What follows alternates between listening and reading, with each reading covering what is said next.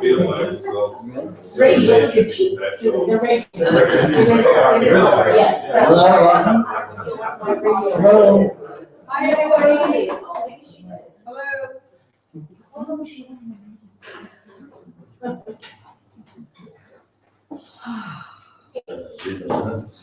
Well, welcome back. I'm getting good lunch. So this morning we talked quite extensively about seeming, this principle of innuendo. How the nature of what is here seems to be such that it presents all sorts of seeming, all sorts of innuendo, that it is perceivable in various ways, and of course analyzable and holdable as existing in various ways. But what all of these ways can't actually be found or resolved. The only thing that can be ever discovered is this manifest principle of seeming.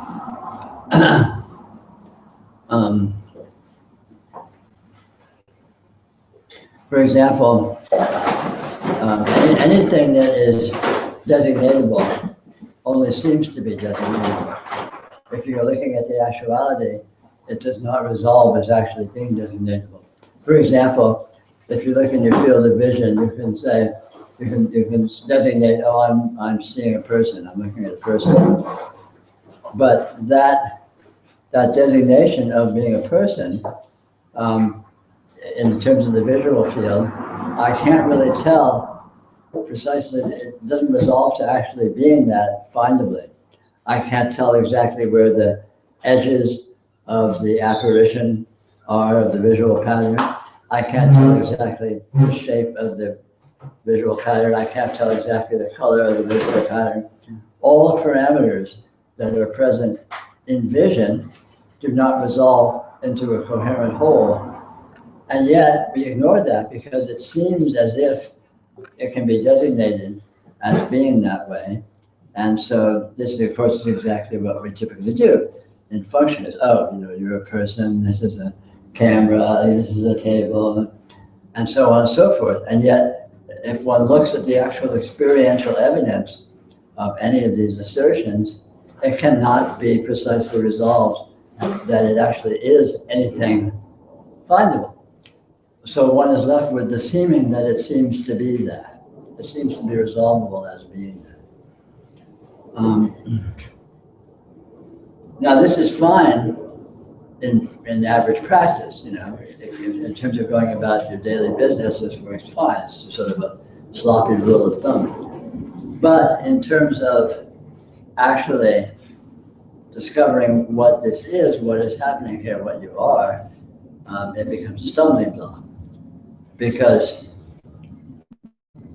this principle of seeming is of the essence of the way this functions. But nothing that seems to be is in the way that it seems to be. And again, to use the time-honored image example of a dream, in a dream, it can seem to be a monster that's chasing you, it can seem to be running away from it, it can seem to be this, it seem to be that, and all of these apparent circumstances can seem to be occurring. And yet, of course, you wake up and you realize none of these circumstances were actually there, they only seemed to be there, which is of the essence of the nature of dreaming. And of course, if one looks closely, waking experience is no different whatsoever. In terms of this basic principle of the unresolvability, the unfindability of any coherent anything. And yet it seems to be all of these various ways.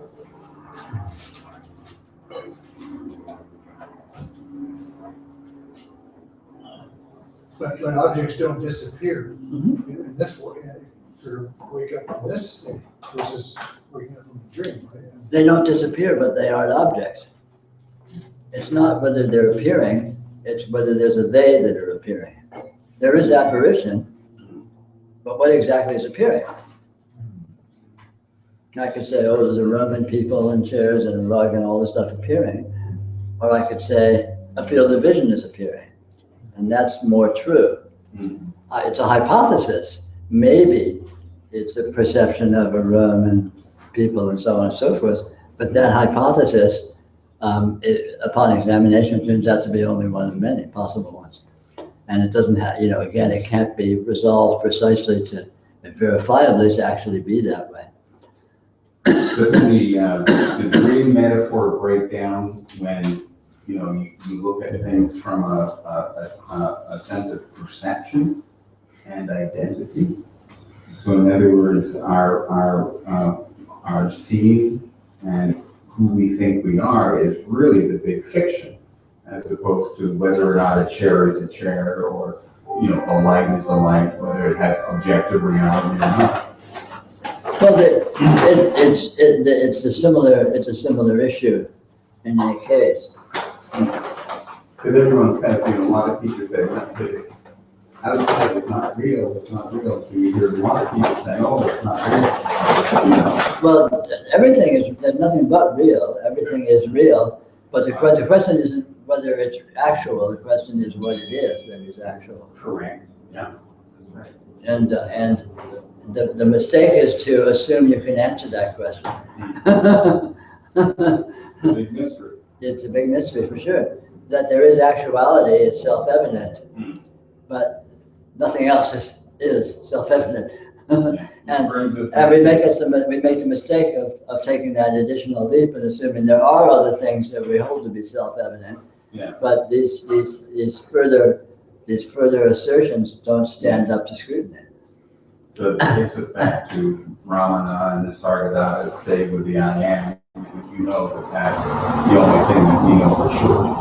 Well, maybe, that's one way of putting it. I would say there is. Whether or not it's I am or this is or whatever is getting a little too precious for me. But it's fine. You want to say this is works for me, and then if it's me, okay, that's cool. I can't find any other. If you're looking for me, I find this. So if there's a me, this must be it. If I were looking for the world, I find this, and so if there's a world, there must be this, and so on and so forth. You run into trouble anytime you say it any old way. Yeah. Because as soon as you say it, you have to have all sorts of footnotes and disclaimers and losses. So would this central reconciliation between my two perspectives as an objectivist and as someone who realizes that I am making these objects, is that the central thing to notice? As an so if in a dream, between a dream and the real world, the sense of an object's continuity. If I call it a cup, and if I dream about it, then it's gone. The next dream may have very little to do with that cup, and so there's not that reinforcing nature to that label. But my taxes don't go away. My deadline is still approaching. Well, yeah. Again, continuity is a very peculiar issue.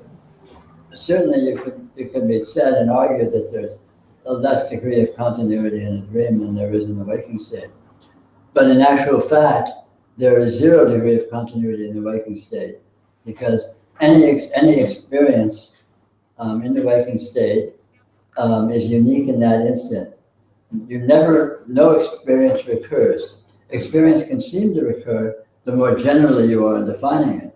I can say this cup was here this morning, this cup is here now, this cup is still here now, and I can look away and go, I know the cup is still here now. But when I say the cup is here, I'm claiming that I'm having the same experience, and that's not true.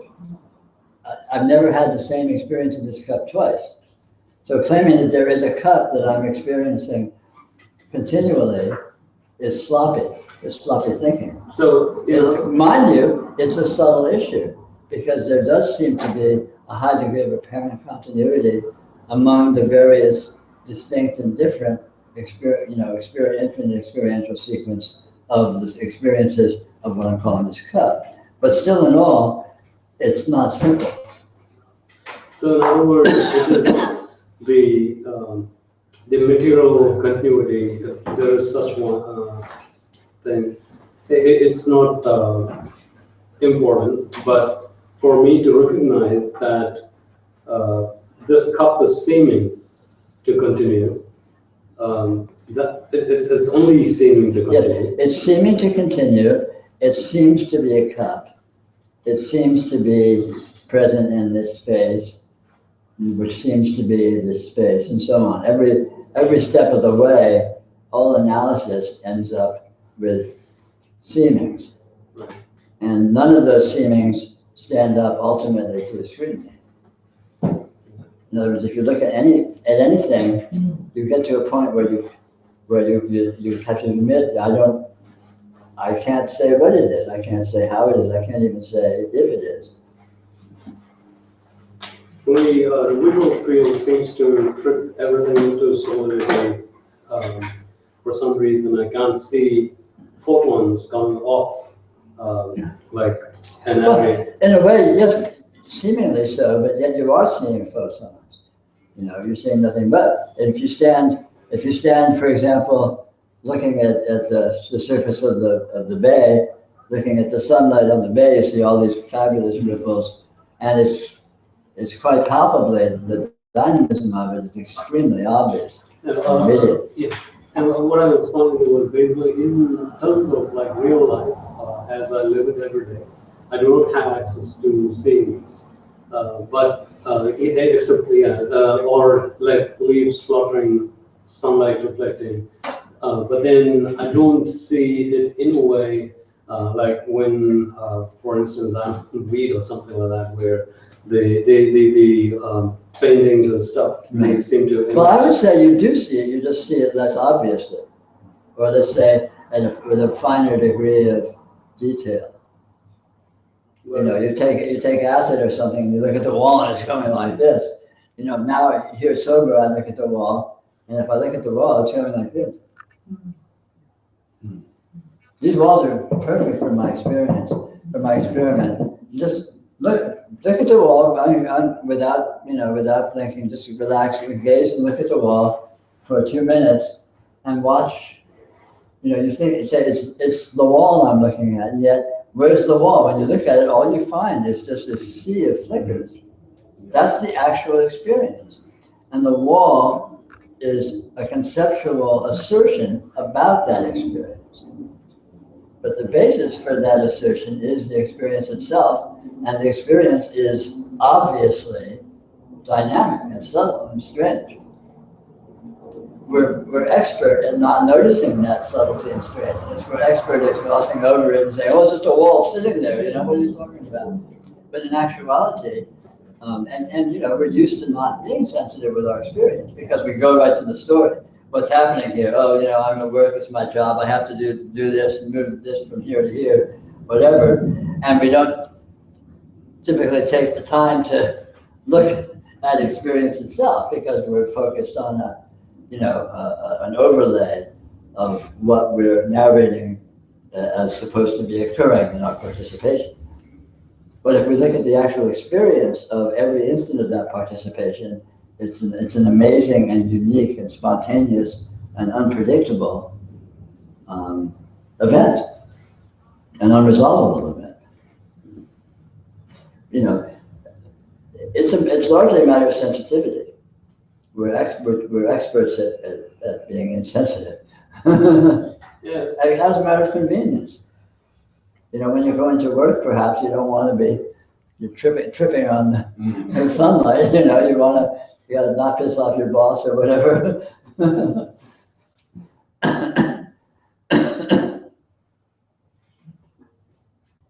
It seems when the eyes are open, there seems to be a sense of not tripping and not basically getting overwhelmed by sensation. But the moment I close my eyes, it seems like the entire world comes alive. But there's also this realization that I'm creating that entire world, as in with my eyes open, it seems like they're out there. Whereas eyes closed, there's a lot of sensation. And then I'm now able to distinguish that I am hearing a sound and I'm translating that, as opposed to seeing something with the illusion that I am seeing it for what it is. I'm seeing something solidified. So yeah, but that's mostly how it's seeming to you from the habit of the way you're used to looking at it. In actual fact, when your eyes are open or closed, you're experiencing essentially exactly the same way. When your eyes are closed, you know, you see an infinite degree of very fine flickerings, let's say, or whatever. They may seem to form loose dynamic patterns or whatever. When you open your eyes, if you look closely, you're seeing little flickerings. Everywhere you look at someone's face, you know, it's easy not to notice because, again, we go right away to the concept, oh, I'm looking at you, I'm looking at you. We don't notice what we're actually looking at, which is the presence of the dynamism of the actual visual information, which is manifestly dynamic and subtle and unstable and unresolvable. To exactly the same degree as when the eyes are closed. But when the eyes are closed, there isn't a conceptual overlay to distract you of, I'm looking at you, I'm looking at you. I close my eyes, I'm looking at anything. So that overlay is sort of canceled out. You know, but admittedly, it's subtle, and we're used to not paying attention to our actual experiencing very sensitively, very subtly. We're used to, you know, jumping right to our more gross overlay of what we're doing and what's going on, so on and so forth.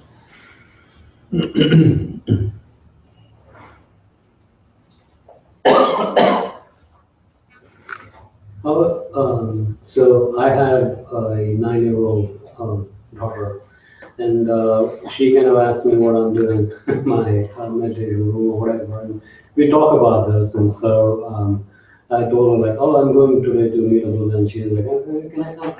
So I told her like, okay, fine.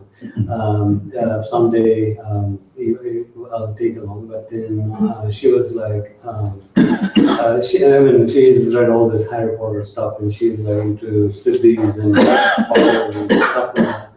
So, saying she wanted me to ask where at the level of somebody entering imagination, playing around with it and stuff. So how do you talk it over with them? I'm fine to leave it as it is. Well, it does. Honestly, you know, however you want to put it, you know, I always recommend as much honesty as you can muster, spiced with an entertaining amount of playfulness.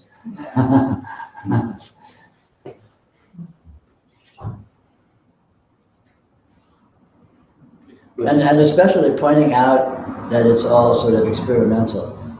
That it's not really that it is a certain way, it's more that you're not really sure exactly how it is, and that's why you do it, to explore, you know, to have an experiment, to see what happens.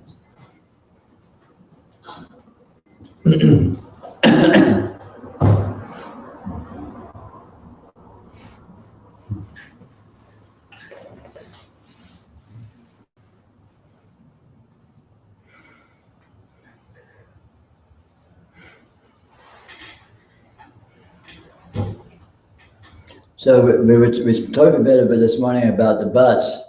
You know, it's easy to sit and listen to stuff and be an audience, but anything that, you know, okay, yeah, that's really cool, but so any buts, anything in your experience that is, but wait a minute, what about X, Y, Z?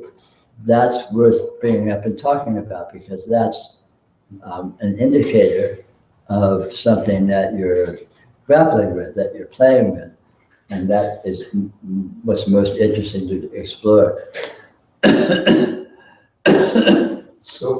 So what about when you do this and you reach that point where your conditioning says, whoops, this is psychotic, And you're quite happy to stay with that, and you're among people.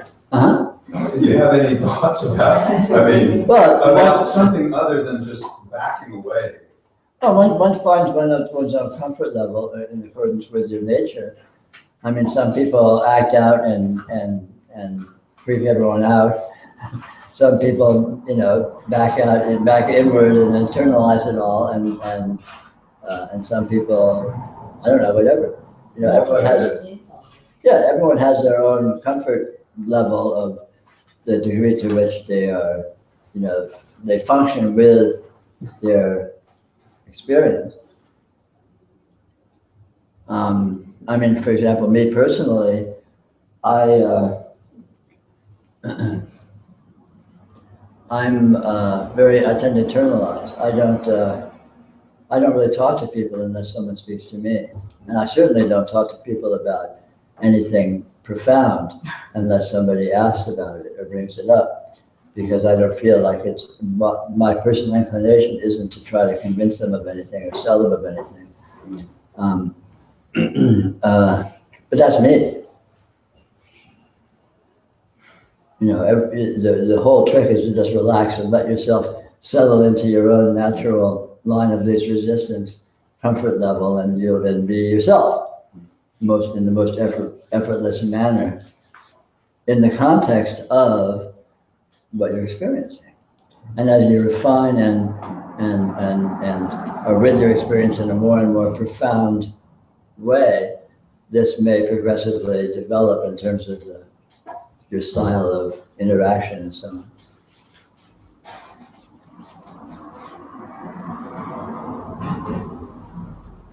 I mean, some people, you know, run amok and get locked up. Some people sit quietly in a corner. Some people just go about their business and, hi, how you doing? Nice weather today. You know? What the hell? What difference does it make?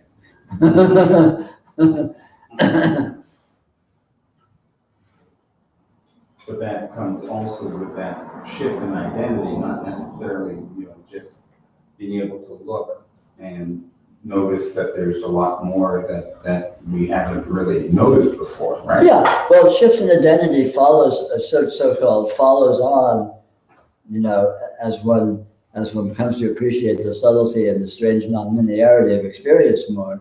A shift of identity will tend to spontaneously occur in terms of sort of simplistic self-images and simplistic identifications with the personality of the body or some whatever, you know, are seen to be very absurd and partial. And when one tends to open into a more free-floating, however that settles itself out. Yeah, I've always been one to, you know, think that the identity shift is primary and everything else is okay. Well, in a way it is, but in another way, in my experience, I would say it tends to follow on. It tends to be not something that one can address directly, and tends to spontaneously follow on the discovery of, you know, how radically different the actuality of one's experience is from what one may have been used to thinking it is. Right. You know, tackling some spiritual traditions try and tackle directly the issue of self and, you know, who's asking the question, and I mean all these various things. And to me, that's the least efficient way of approaching it, and the least powerful, because again, you're directing your attention at something you already probably have a high degree of fixation on, as opposed to directing your attention to something that is more open-ended and you have less of an investment in. But what you discover there, in a more impartial area of your experience, will actually apply, you know, after the fact, to these more personal areas of self-identification and personality issues and so on and so forth. I mean, the personality, we're typically so narcissistic and self-obsessed. The personality and self and all these issues is just a tar baby that, you know, I think it's easy for most people to just get totally stuck in. So I always think it's more efficient to explore experience as impersonally as possible, because what one discovers there, of course, applies everywhere. Experience works the same way across the board, whether it's something that you're used to classifying as personal or impersonal or you or other or what have you. What you discover anywhere is true everywhere. So look where it's easy.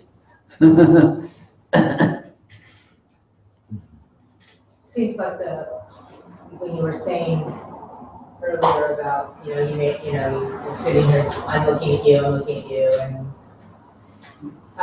when you said that, I was like, God, that's such a tiny part of actually how I experience. Of course I know exactly what you were saying, but I don't really live in that experience hardly at all. Not because of anything I've done, it's just, I think it's just the way you just,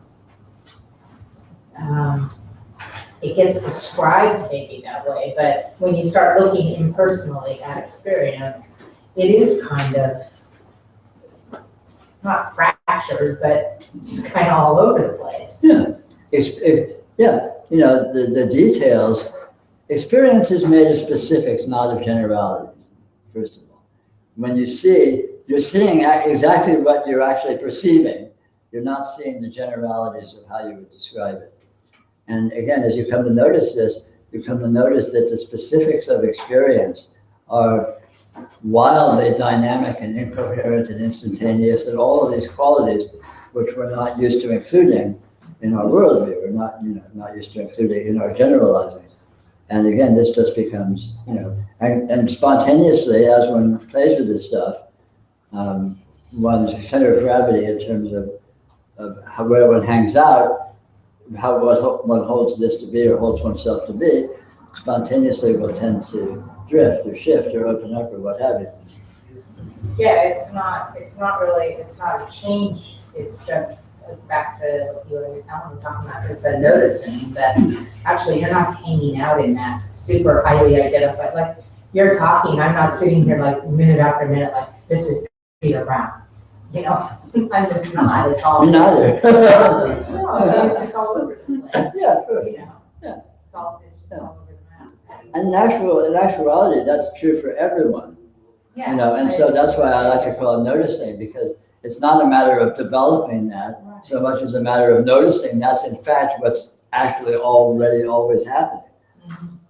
Our experience is very strange and free and stream of consciousness and flipping around and focuses jumping around and and perspectives jumping around and appearing multiply and contradictorily.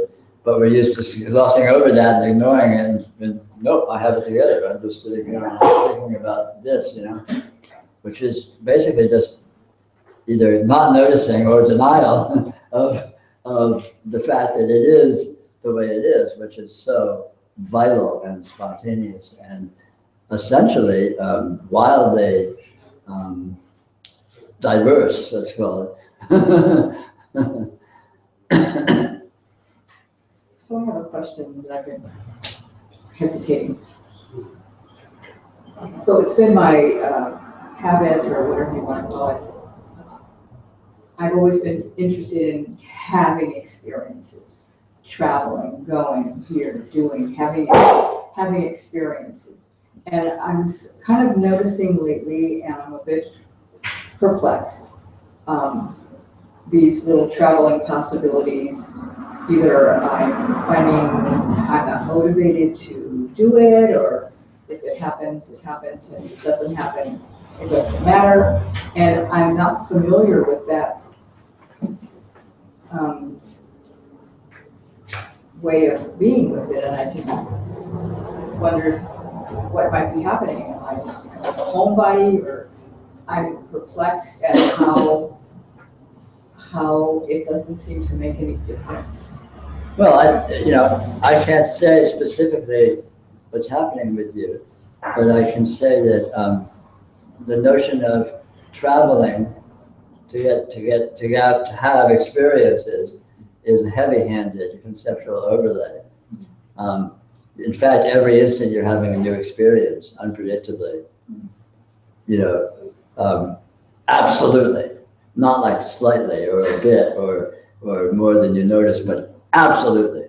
You know, every instant you experience, everything you experience, you've never experienced that before. Everything.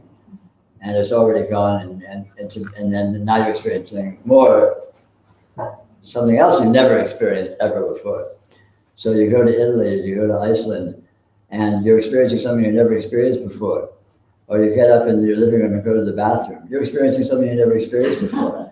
So if you want to, you know, travel and all that, that's fine. There's no problem. You know, great, have at it.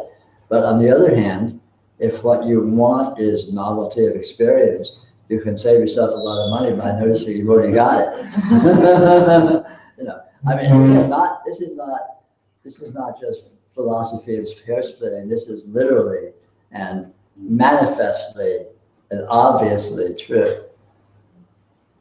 Just look, what you're seeing right now, you've never seen before. None of it. You know, you shift your head a 16th of an inch to the left and the entire universe rearranges itself for you. And you've never seen that perspective before. You know, I mean, just ongoingly in every aspect of it. You know, the sun, the next minute the sun shifts a few, you know, millionths of a degree in the sky and the angle of the light changes and the entire visual spectrum shifts. You know, suddenly maybe, but it shifts. And simultaneously, your mental perspective is shifting. What you're hearing is shifting. You know, the sound of these cars going by, you've never heard them before. Oh, I hear cars going by all the time. That's a generalization. Yeah. That particular car you've never heard before and you will never hear it again. And you've never heard another car that sounded exactly like that. You know, and again, that's not just sophistry or philosophy, it's literally true. Yeah. And seeing that that is the case and appreciating it and seeing this astounding spontaneity and unpredictability that applies with absolute power across the board, you know, can definitely recalibrate your sense of adventure. Isn't a connection to what you're talking about, that what you were talking about earlier, that there's no duration? Yeah, I mean, there's another aspect of it. Yeah. I mean, we can sort of talk, split hairs and talk about all sorts of aspects of the way in which experience is so slippery and so dynamic. And that comes with, you know, and you're free to play with that. But, you know, none of these, you know, so-called aspects exist in isolation. And they all are simply this. And then we talk about unresolvability and instantaneousness and unpredictability and blah, blah, blah, blah. But all of those are just perspectives. They're different, looking at exactly this same thing from different angles. It's not like there's a cumulative sum of all of these bits which make up the moment. No, the moment is already complete and manifests all of these obvious, astounding qualities. And more that can't be said or haven't been said. But the thing is, I mean, in a profound sense, yoga is essentially sensitivity training. It's letting yourself become more sensitive to the nuances of what your experience of reality actually is. It's not developing new senses. You already are experiencing it, but we typically aren't sensitive to it because we're so distracted with all of our generalities and our stories and our soap operas and what have you. But as one develops in sensitivity to noticing the nuance of this actuality, one discovers the strangeness and the nonlinearity of it in the way that it intrinsically is so radically alien to what we're used to thinking it is. And that affects the spontaneous recalibration across the board of what one feels like one is, what one feels like is going on here, one's sense of how to be with it or what to do with it or anything and everything. So just curious how it feels over there with what you're seeing. I think across the board, any non-dual speaker that I've listened to have all said that the sensation of love is just overwhelming. So there's a quality there that I'm just curious whether that fits into this. Doesn't have to.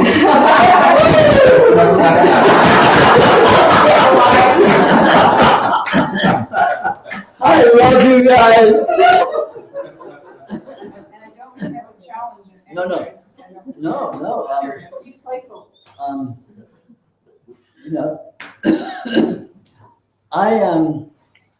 you may notice if you listen to my talks, I don't generally bring up the topic of love very often. Not because it's not relevant, but because it's liable to be misunderstood. Right.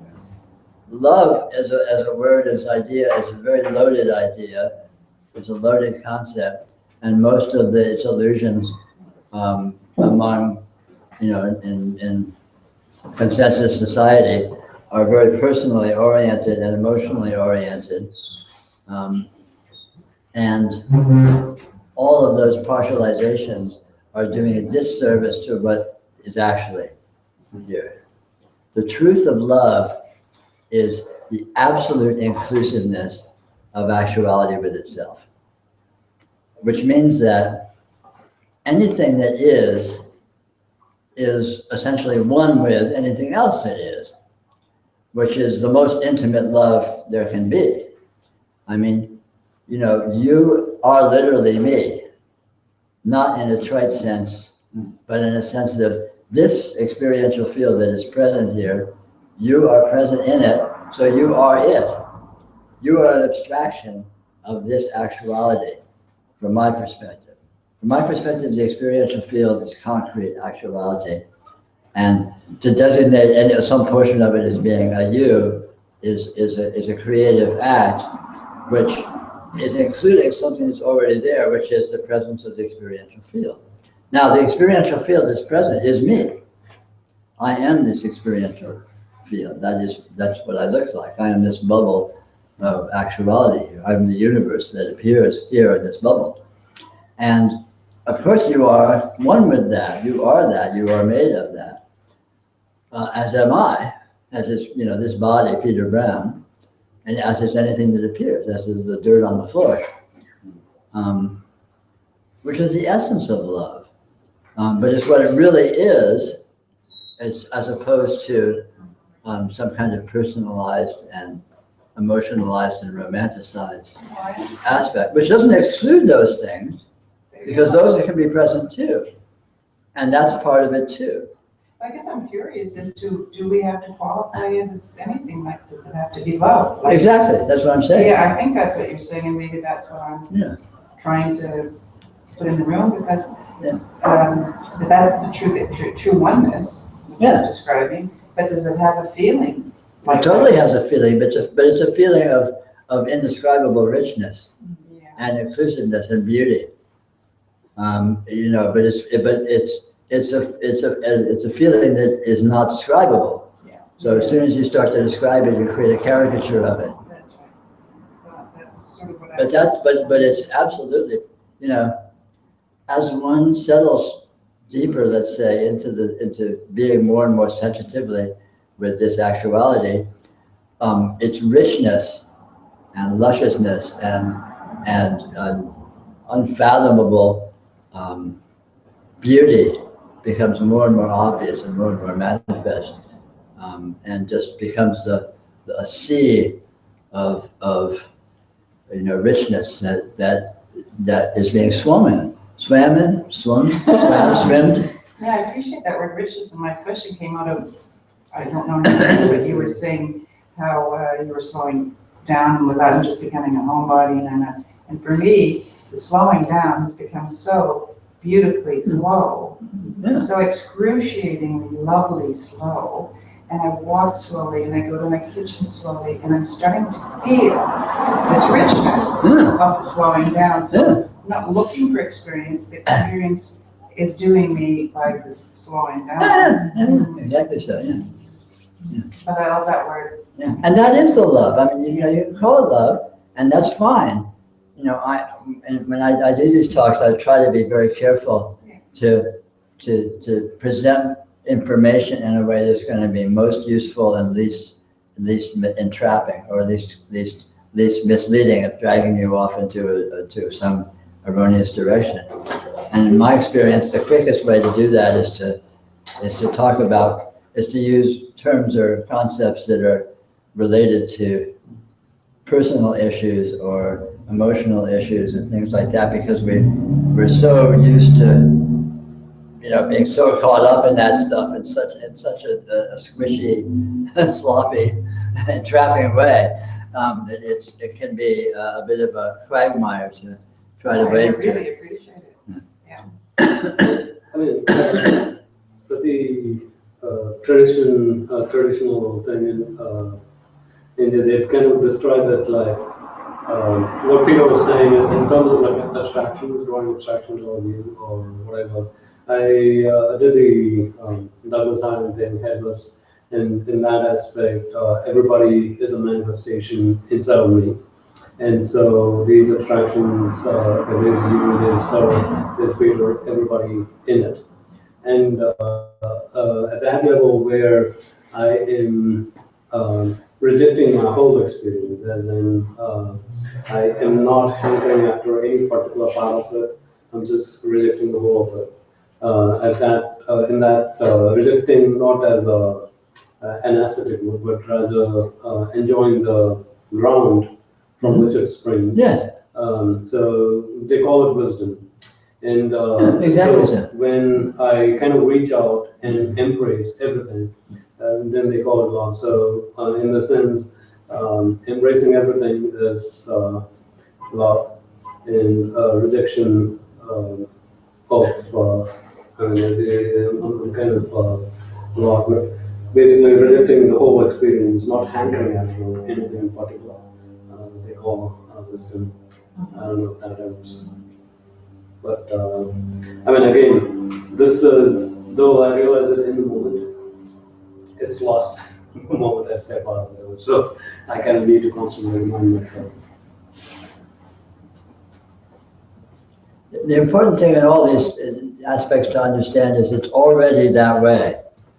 It's not like this inclusion is something that needs to be achieved or something. It's already that way. It's just a matter of noticing that that's the case and disproving any fantasies one may have had that it's not that way. And so then all experience is absolute intimacy. Everyone you meet, you have an absolutely intimate relationship with, just by that presence. It's an absolutely naked, absolutely intimate engagement. However, it shows up explicitly in terms of normal human behavior and communication and so on and so forth.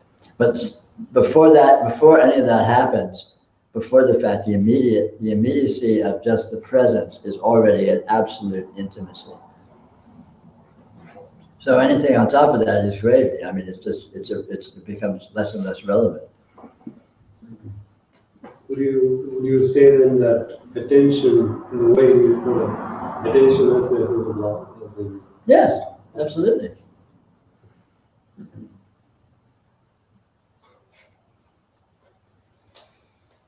And it's not something that one can do or not do, or turn on or turn off. It's in the fact, as soon as anything is present in the experiential field, it's already absolute intimacy. It's already essentially one. It's already full engagement. Regardless of how you spin doctor that, you can try to reject it and have psychological issues and all sorts of complex acting outs and so on. But all of that is also occurring with absolute intimacy. And doesn't actually add anything. So I was thinking about my daughters when I was thinking about attention. And so in a sense that I am just looking at them, not necessarily paying attention in terms of the normal, just looking, accepting them in my presence. Mm-hmm. It seems to be a whole lot more effective than if I tried to do something about it. Exactly. Of course, everyone knows this, and children especially know it. Attention is intimacy, And we thrive on it. We love to have that intimacy, regardless of how the ritual behavior of the game of whether you acknowledge it or not, or you do this or do that, is you know, is lesser, a lesser portion of the interaction.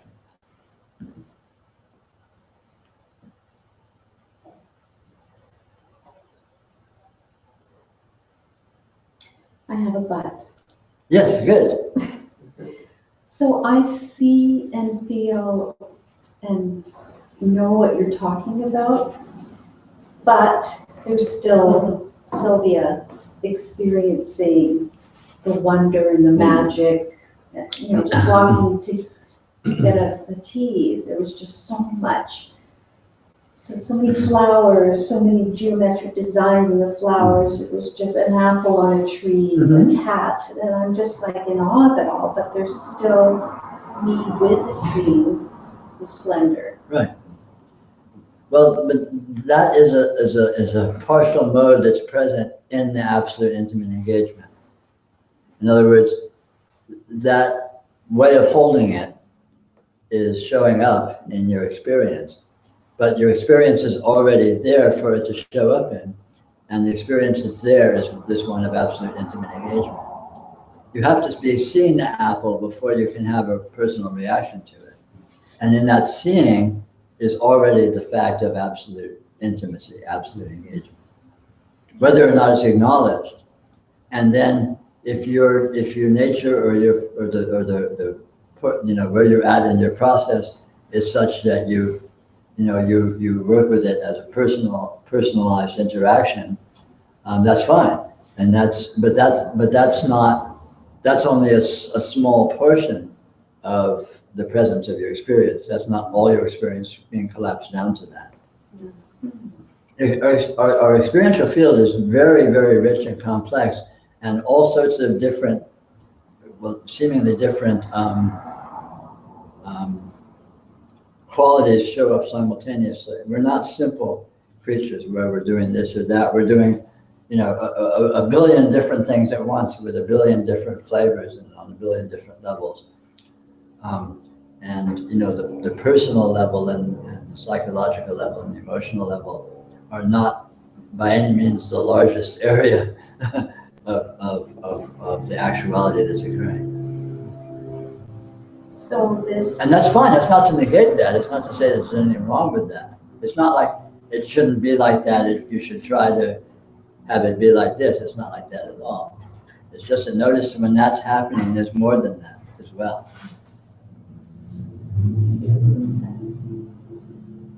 So this journey, of my journey that I've been on, just let that go, right? Not looking to be enlightened or awakened. Yeah. It's just this. Yeah, just this. And it does itself. The letting go happens by itself just in the course of things. You know, it doesn't matter what you do or don't do, or try and do or don't try and do. The whole thing, just by virtue of your sincerity and your sensitivity, it does itself and finds its own level and enacts its own process. And unfoldment doesn't happen as a result of what we think we're doing. Once you, it's kind of like Pandora's box.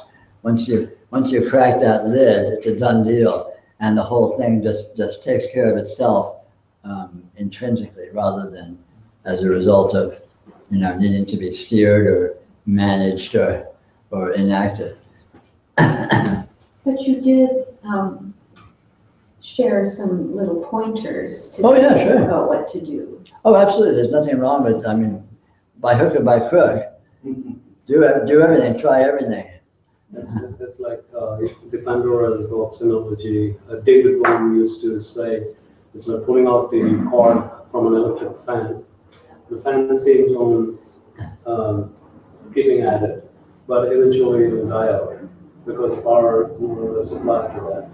But then because it is seeming to spin on, it's like the other separateness that we have. So we feel like by hook or crook can put something into it and just make it stop. No need, yeah. but you can. And a lot of this, you know, in terms of personal engagement and personal participation in one's process and everything, a lot of that has to do with one's individual temperament. And again, everyone's unique. So, I mean, you'll find your own level with that. And some people are very proactive and very, you know, they're really doers. And for people of that kind of a temperament, then that kind of engagement will tend to occur. And that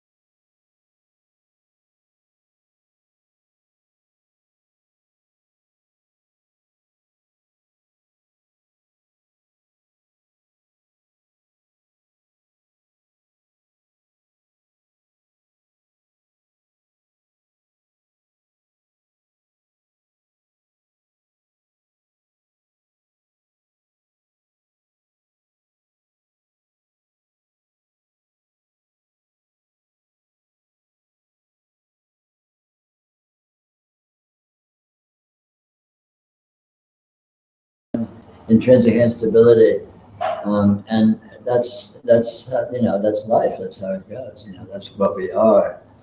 The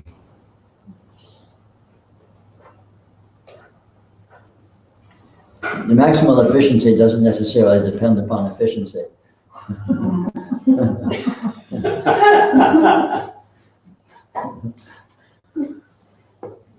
Most important fact is what this is, not what you do with it.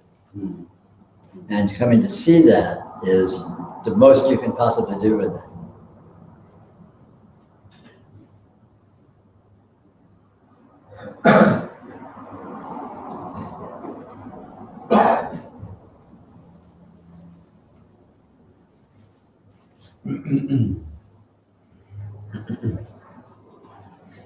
This is a little irritant here. The pulling of the fans, what I've heard it many times. What's that, in this context, it feels like it's something that's supposed to stop. What is supposed to stop? Well, there's no supposed to. As one goes through this process of arguable unfoldment or whatever, things will tend to shift, perhaps. And as these things shift, old modes that seem very predominant may recede in relevance over time, and either to be replaced by new modes or to be left hanging or whatever. I mean, it'll do what it'll do. And all of that doesn't happen all of a sudden, and that's typically instantaneously. It typically happens more sort of, you know, I mean, again, moment by moment, it's up and down and in and out and winning and losing and everything like usual. But over the long haul, there tends to be sort of these gradual dyings out and gradual emergences and so on and so forth, as the orientation reshapes itself. Once in a while, I feel like somebody else put the plug back in and out comes this. No, exactly. Yeah, and that's part of how it can work, you know. Yeah, there's no, you know, I mean, the myth of consistency in terms of functioning or behavior is completely absurd, you know. We have good days and bad days. We're sharp and then we're clueless. You know, I mean, it's, you know, it's real life. You know, it's just noticing how things actually work in experience, you know, in one's functioning. I feel a lot less like failure after sitting through this satsang with you, that as things happen, you know, there has been this litany of failures. I don't feel so much. There's no such thing as failure. So who already identifies failures? There's no such thing as failure. There's just event. And event is weirdness, and it always leads to other event, which is weirdness, which always leads to other event, which is weirdness. I mean, if you look at any success you've had, it was preceded by a lot of failures, which led to it. So arguably, failure is the path to success. And if you look at any success you've had, there may be subsequent failures. So obviously, arguably, success is the path that leads to failure. You know, so I mean, so it's absurd to bother to qualify that. It's just this endless cascade of weirdness into weirdness into weirdness. And at the end of the day, you have to be pretty heavy-handed to unequivocally define something as either a success or a failure. In fact, it's all just weird shades of gray by and large. Unless you're a really good self-promoter. Part of that is that the view around, maybe it's just the way I perceive what I'm hearing, but this, well, that's just your conditioning and that's going to dissolve and you're trying to get rid of that personality and that conditioning. No, all that's a fallacy. All that's just, you know, is spiritual naivety. Because, you know, it's a really unfortunate thing in the point of in the context of this whole spiritual issue, that there's so much of popular spirituality these days is misinformation. And by and large, people have been well-meaningly eating this stuff up. And then as subsequent information presents itself, they expect it to somehow fit in with the previous information, which was largely useless and erroneous or grossly inaccurate. And, you know, that can be a real problem, so. It was probably a way of avoiding what's going on now, because you're thinking, well, there'll be some future day when I'll be rid of all this bad conditioning, I'll be bliss all the time, right? Well, that's one effect, certainly, you know. I mean, that's the classic carrot on a string. But that carrot looks great. I'm gonna get it tomorrow. Tomorrow's the day I'm gonna get that carrot. Yeah. I think it's getting closer. Well, getting unending bliss is a big carrot for tremendous amounts of people who are on the spiritual path. Sure, wouldn't that be nice? And it's really bait and switch thing, really. Right? Well, it is, and it isn't, because on a very fundamental level, the nature of experience itself is bliss, in the sense of, but not just theoretically, but consciousness loves to experience. Yes. Have you ever, say you're walking around in a city, or when you walk past an alley and you smell a really bad smell, you know, you smell like a garbage can or a dying rat or something horrible. But you ever find yourself take a second breath, you go, oh, that was horrible here. Why do you do that? Boy, that was horrible. That's still horrible. Why do you, or you have a toothache and you're fucking, oh. Yeah. And what do? Oh, yeah, it still hurts. It's not idiocy. It's that consciousness loves the juiciness of experience. He says it's a slut for experience, right? Yeah, that's beautiful. Well put. Yay, Aja. Go team. No, that's right on the money.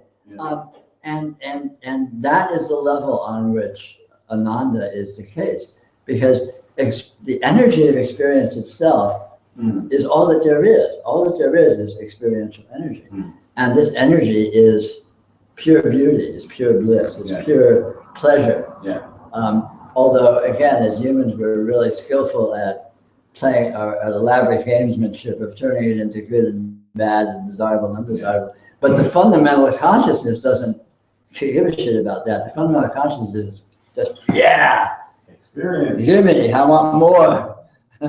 It's just a pig for, just the raw stuff. And you know, and in a very immediate and meaningful sense, that is bliss. Yeah. I don't know if you mind, Sylvia, if I share the story. Sylvia and I, a couple of years back, when we had an argument, and this was when we were both doing duality, but in learning about this stuff, and we had this argument, and it was just like explosive. And then when you left, I shut the door, probably slammed it, and I had this Buddha moment, and I just burst out laughing. I laughed till I cried, because I realized that consciousness had an argument with consciousness, and I called you later, and I said, I can't tell you how blissful that was. And I don't think you ever brought how wild that was for me, because I understood it in the moment, and it was just, it was a Sure. blissful moment. And those of you that have been married, well, I'm sure you're familiar with the curious phenomenon. You have a fight with your spouse, and then the next day you have another fight with your spouse, and it's like, I love her, she's wonderful, you know? Because even that intense interaction has a pithiness and a juiciness that is, it's vital. It has a wow factor to it. Yeah, I very early today, I think I talked about how, you know, to really begin to start appreciating what this actually is, what is actually occurring here, requires and ultimately leads to essentially a non-human perspective. And these are examples of this, because from the human perspective, you know, we don't want fights, and we don't want unpleasant, you know, sensory experiences. We want it to be nice, and we want things to be smooth, and we want it to be happy, and we want the good flavors and not the bad ones.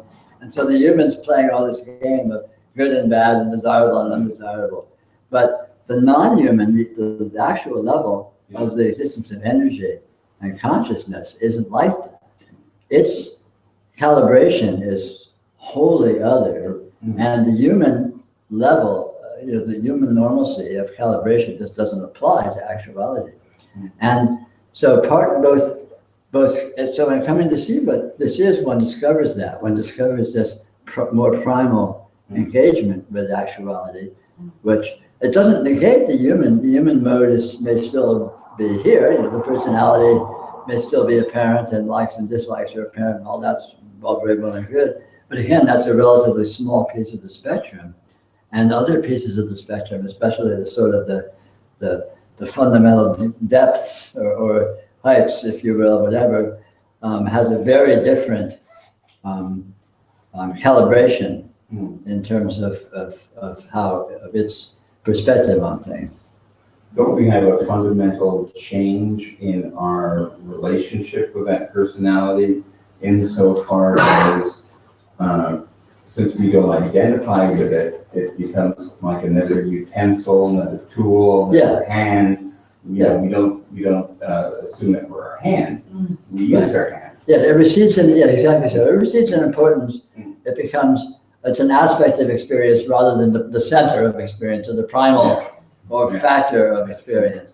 It becomes, it's actually, it's kind of tricky. It's a little non-linear because it doesn't actually get any less than it ever was.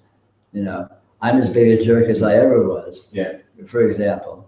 But that fact is a smaller fact in the context of what I actually am than I once thought it was. I once thought that fact was huge and it was everything, it really mattered. And now it's just, you know, it's like my hair color. It's there, but it's not particularly front and center in terms of urgency or priority. It's interesting when it, I guess I like to say, when it awakens, it doesn't care. Whatever happens, whether it's the worst thing in the world, you know, whether or not, you know, this personality has the worst karma or the best karma. Yeah, exactly. You know, whatever. Yeah. Mind you, the personality may still care, and but it always did, so nothing new there. But the relative importance of that and the implication of that can shift drastically. Why don't we take another 5-minute break? Well, before we do that, is there another word for that rather than awakening, or is it an awakening? I don't like the word awakening. It has too much implication. Recognition is not a bad word. The word I prefer is realization, in the sense of realizing what is here, realizing what this is. So realization is not the achievement of a new condition. It is realizing, i.e. recognizing what is and has always been the case. So like you make your story in alignment with what is. Well, more to the point, you come to see what is, so you see that it's beyond story, but essentially, yeah, you could say that. Is it remembering? If you can call it that, sure. Yeah, I mean, it's not qualifiable in terms of a concept or a description. It's very strange. It's almost like coming out of amnesia. It's like recognizing is a good word, recognition. You see someone, and then you all of a sudden you go, wait a minute, I know you, and oh, I knew you. We were in high school together. But before that happens, you're seeing the same thing as after that happens. But the difference is night and day before recognition and after recognition. The thing itself hasn't changed, yeah.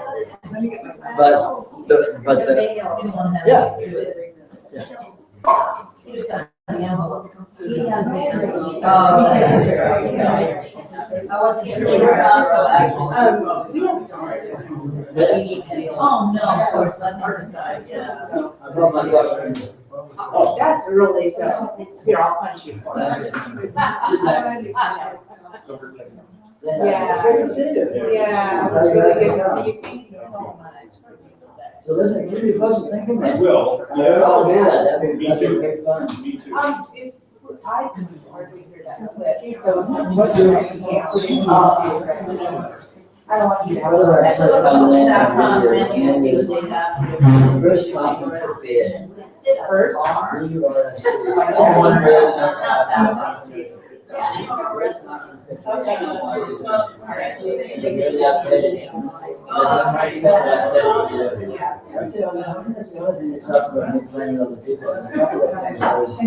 was basically demonstrating.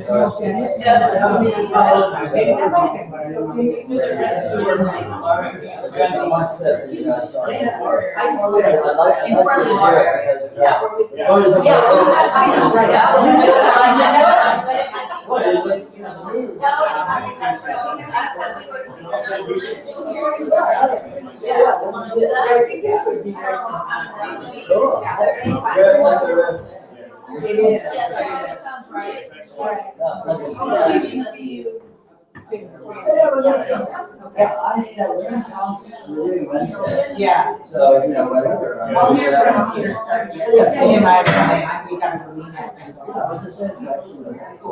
Awesome. All right. You guys. Thanks, Peter. Are you guys off here? Well, something's, That's true, right? You'll shut down. It's, I think it's actually really. It's worked out to be really, it's actually great fun. Yeah. And the whole, the platform is very seamless. The experience is really seeing you, really seeing the fire. Great. Yeah, thank you. How long will you go from? Really long.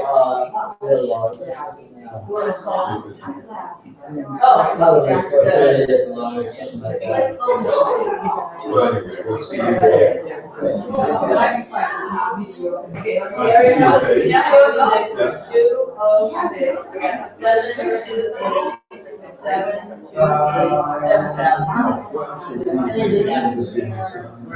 You have, I couldn't find it, it's lovely, they have a little outside place to sit. How about you guys?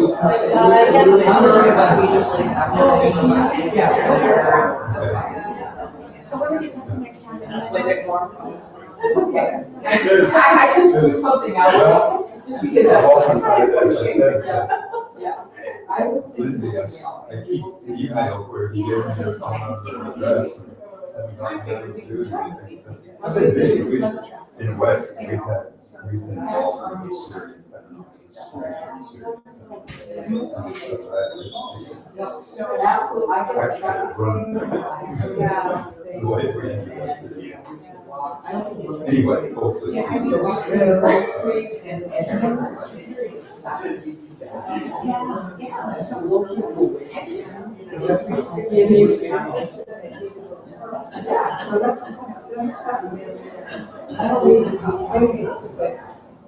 love of this.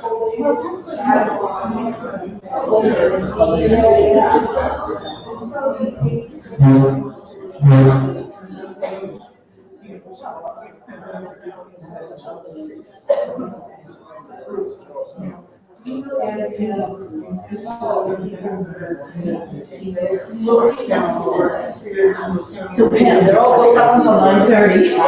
So she says, we can hang out, we can, the bar is, there's, catch can, so we can go to the bar and, okay, we can sit at the bar or on one of the lounge tables or chairs. There's a couple of little sofas, and we're just having salad or, yeah. I don't need a whole lot of food, I just like to try and find salad. Yeah. Vegetables, that BLT.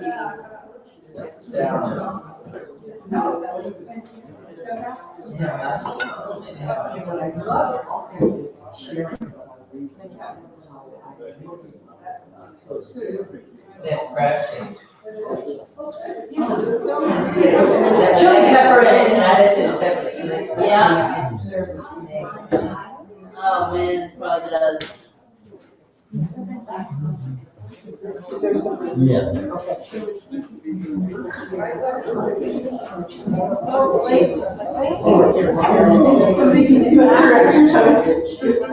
The only exercise that you're doing right now. She's chasing the carrot. Literally. Yeah.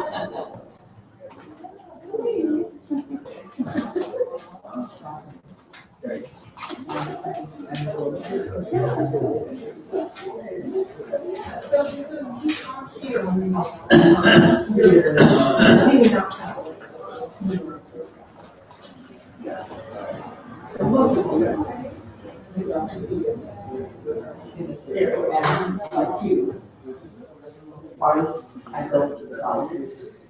You Everything going good on the broadcast end? Everything going good on the broadcast end? Once in a while, I rebooted something, came out by itself. Oh, yeah? Did that. So, This morning, I Here's lost the right. connection. About? Oh, yeah.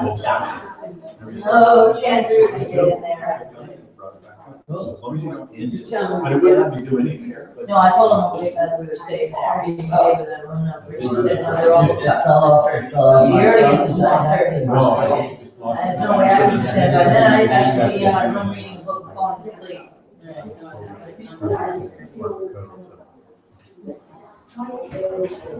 As long as it's recovered, that's all.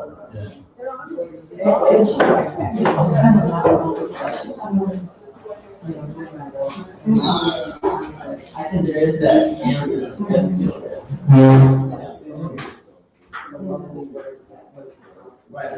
Oh, yeah. So your daughter wanted to They're come gonna over be busy too, today? the touristy I travel. just told them, and I wasn't sure what our attention span, so.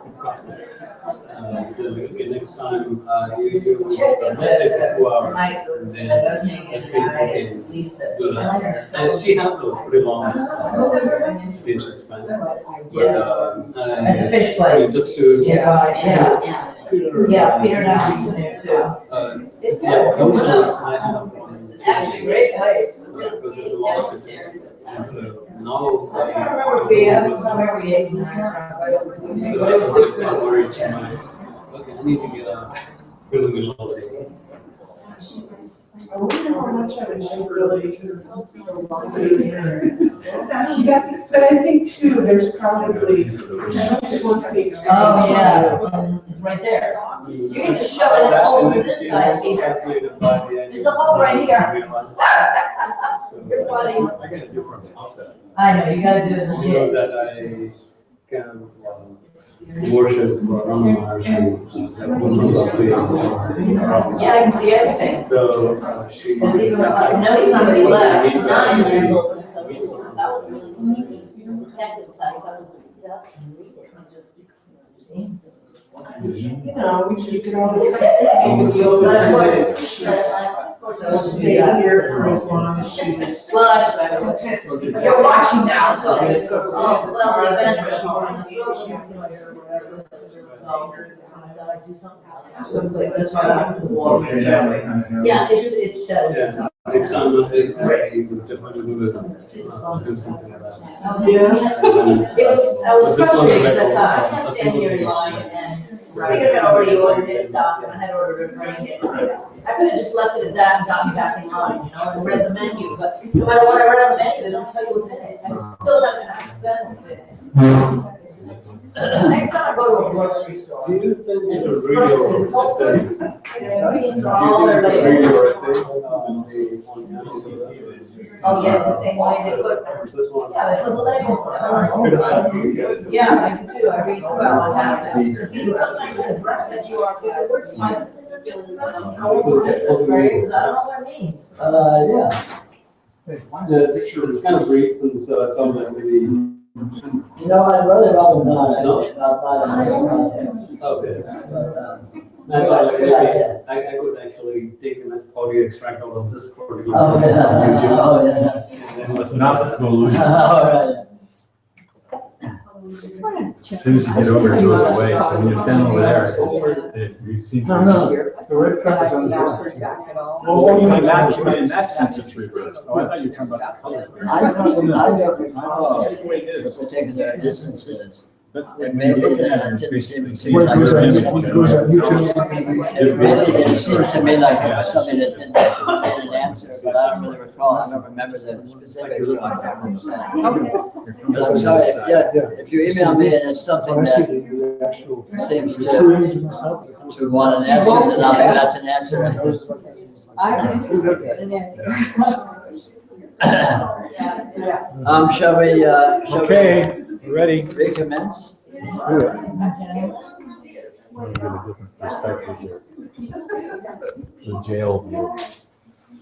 The lineup view.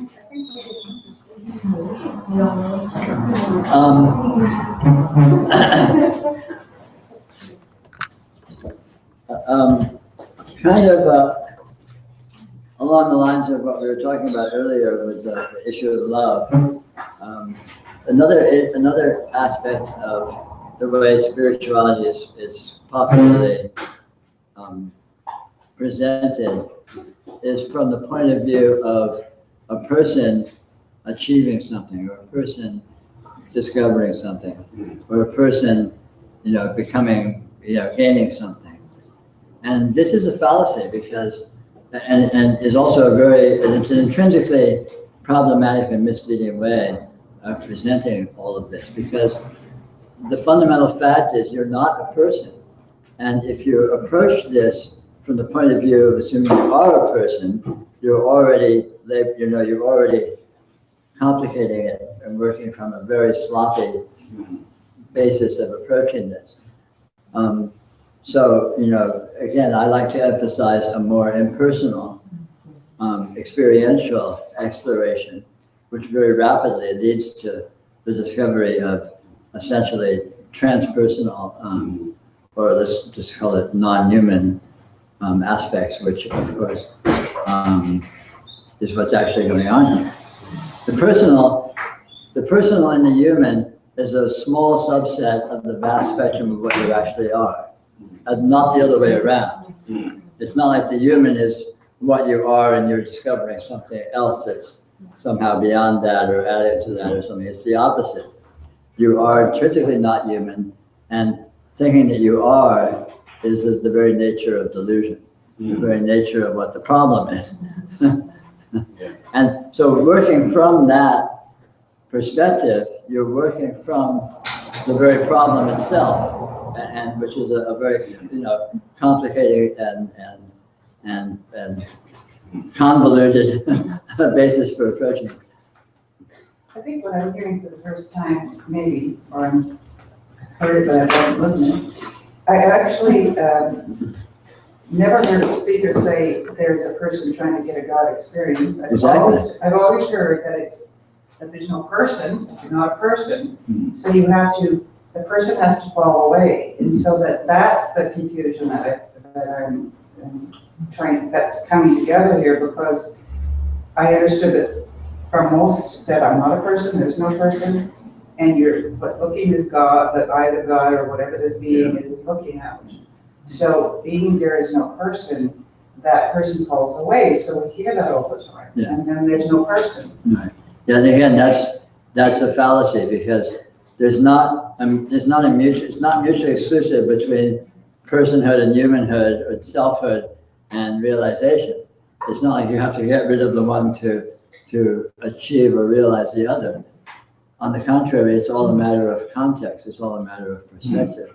It's discovering the broader context of what this actually is, and discovering that the personality and the self-orientation and the psychological orientation of a human framework is again, it's a small subset, a small mode within this broad spectrum, which is most of which is beyond that. So that frees me a little bit more to explore, as opposed to spending time here getting rid of this. No, totally. The essence is, to put it in colloquial terms, you are a God who is having partially a human experience. You're not a human trying to have a God experience. You've always been a God, and maybe yes or no, you've forgotten that you were, and you're having a human experience, and maybe yes or no, you thought that's all that was going on, and this is just a matter of discovery and remembering that's not the case. It's the other way around. So in that context, I've embraced that part, but God doesn't like this person. No, Right? So God made you. God has no problem with you. God thinks you're wonderful. In those terms. The idea is not to kill the personality yourself, it's just to see through it, reduce your identification with it. Yeah. that's an operative word when you say reduce. Well, That's a good, no, but that's a good. Yeah. I would say Reduce. it reduces itself. Yeah. It's not like you need to reduce it. You come to discover that it's much smaller than you thought it was intrinsically. It actually is. It is a relatively small portion of your experience. And as you discover that, then the reduction is de facto. It's already a done deal just in that discovery. I mean, I had the same question earlier when Peter answered it, like this very exploration was freeing from the other.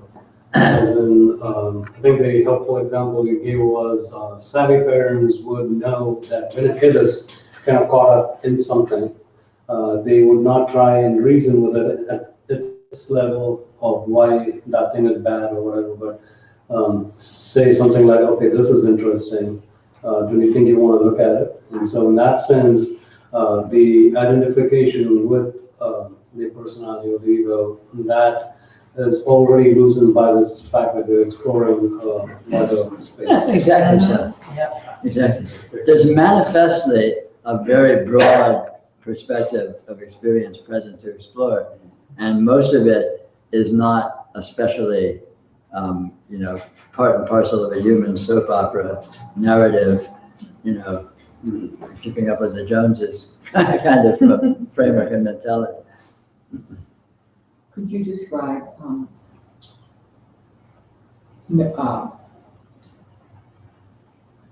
no reference point or lessening of reference? No, it's not no reference points, it's not a lessening of reference points, it's arbitrary reference points. There's endless frames of reference or endless perspectives that consciousness spontaneously seems to generate, and very freely so, and it skips among them in the course of the stream of consciousness. What one discovers is that there is no hierarchy in terms of these perspectives. They're all equally real. They're all equally valuable in terms of their internal meaningfulness, and none of them are true in the sense of it's really like this. So a reference point might be here functional for this situation, or it might be functional for that situation. So in other words, well, let's take you. You're not walking about your life with no reference points. No, oh no, but reference points occur spontaneously. Reference points are like, I can't think of a good example. It's like something that I pick up the cup and take a sip and put it down. Then when I'm taking the sip of the cup, then that's the reference point I'm using. And then I do something else, and there's another reference point, and there's another reference. You know, reference points drift about spontaneously in the stream of consciousness. You know, you see somebody walking by and they remind you of someone, and you have a memory and you remember something. That's a whole frame of reference that spontaneously appears in your experience. And then you know, something else happens, and there's another frame of reference that spins off. Like you can think of them as a little vignette with its own internal implications. Or in broader terms, it can be whole sort of worldviews. Like I can sit and think, you know, I'm Peter Brown, and be in my personality and the fact that I'm a, you know, sort of basically a jerk and a rebel without a clue, and I mean just my temperamental qualities. And that's there, and that's a perspective. And then I can, you know, oh, this amazing transcendental presence that's spontaneously doing it, this divinity, and that's a frame of reference. And that, so all these frames of reference or perspectives can seem to appear within consciousness, and they all have whatever meaningfulness they have. They all have whatever utility they have. And none of them are true. In other words, it's not like, yeah, this is the real reference point, this is the real frame of reference, and all these others are secondary or less accurate. Well, what I was hearing or picking up on or somewhere that, you know, and again, I'm answering my question, but the ideal is having no reference point. No. Okay, that's really helpful. No. That's another concept. No. Yeah, there is no ideal. That I know. I mean, no, I don't take that back. But that's kind of the message. The actual is the ideal, and the actual is already the case, and the actual includes and allows whatever appears. Which would be. So if a reference point appears, if neurotic personal identification appears, if aggression appears, if intense emotional devotion appears, if an astounding insight appears, then all of those can occur within actuality. It's amazing, yeah. And there's no, the only important thing is actuality itself. What it seems to present as in terms of an operational mode or flavor or what have you is irrelevant. There's no hierarchy of value in any of that. There does seem to be a lot more freedom here by not needing or wanting or having an energy to defend this person anymore. Yeah, you don't need to defend it, and yet you're free. If you want to go into that game, you're free to. Yeah. You know, if you want to, you know, go into the mode of you want to make something of it, you know, you're free to. But it's just a lark. You know, it's not like it has any importance or, you know, doesn't matter. Yeah. You know, the reason why perspectives or frames of reference or interpretive frameworks are arbitrary and are all the same, because what this is here is not coherent enough to have an overarching frame of reference that is accurate. In other words, what is here is so open-ended that it cannot be pinned down into saying, this is what it is, it's like this.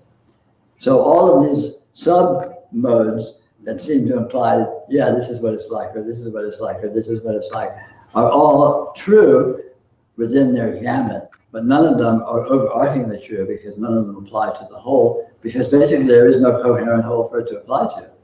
What's here is very, very strange in that it doesn't have coherence.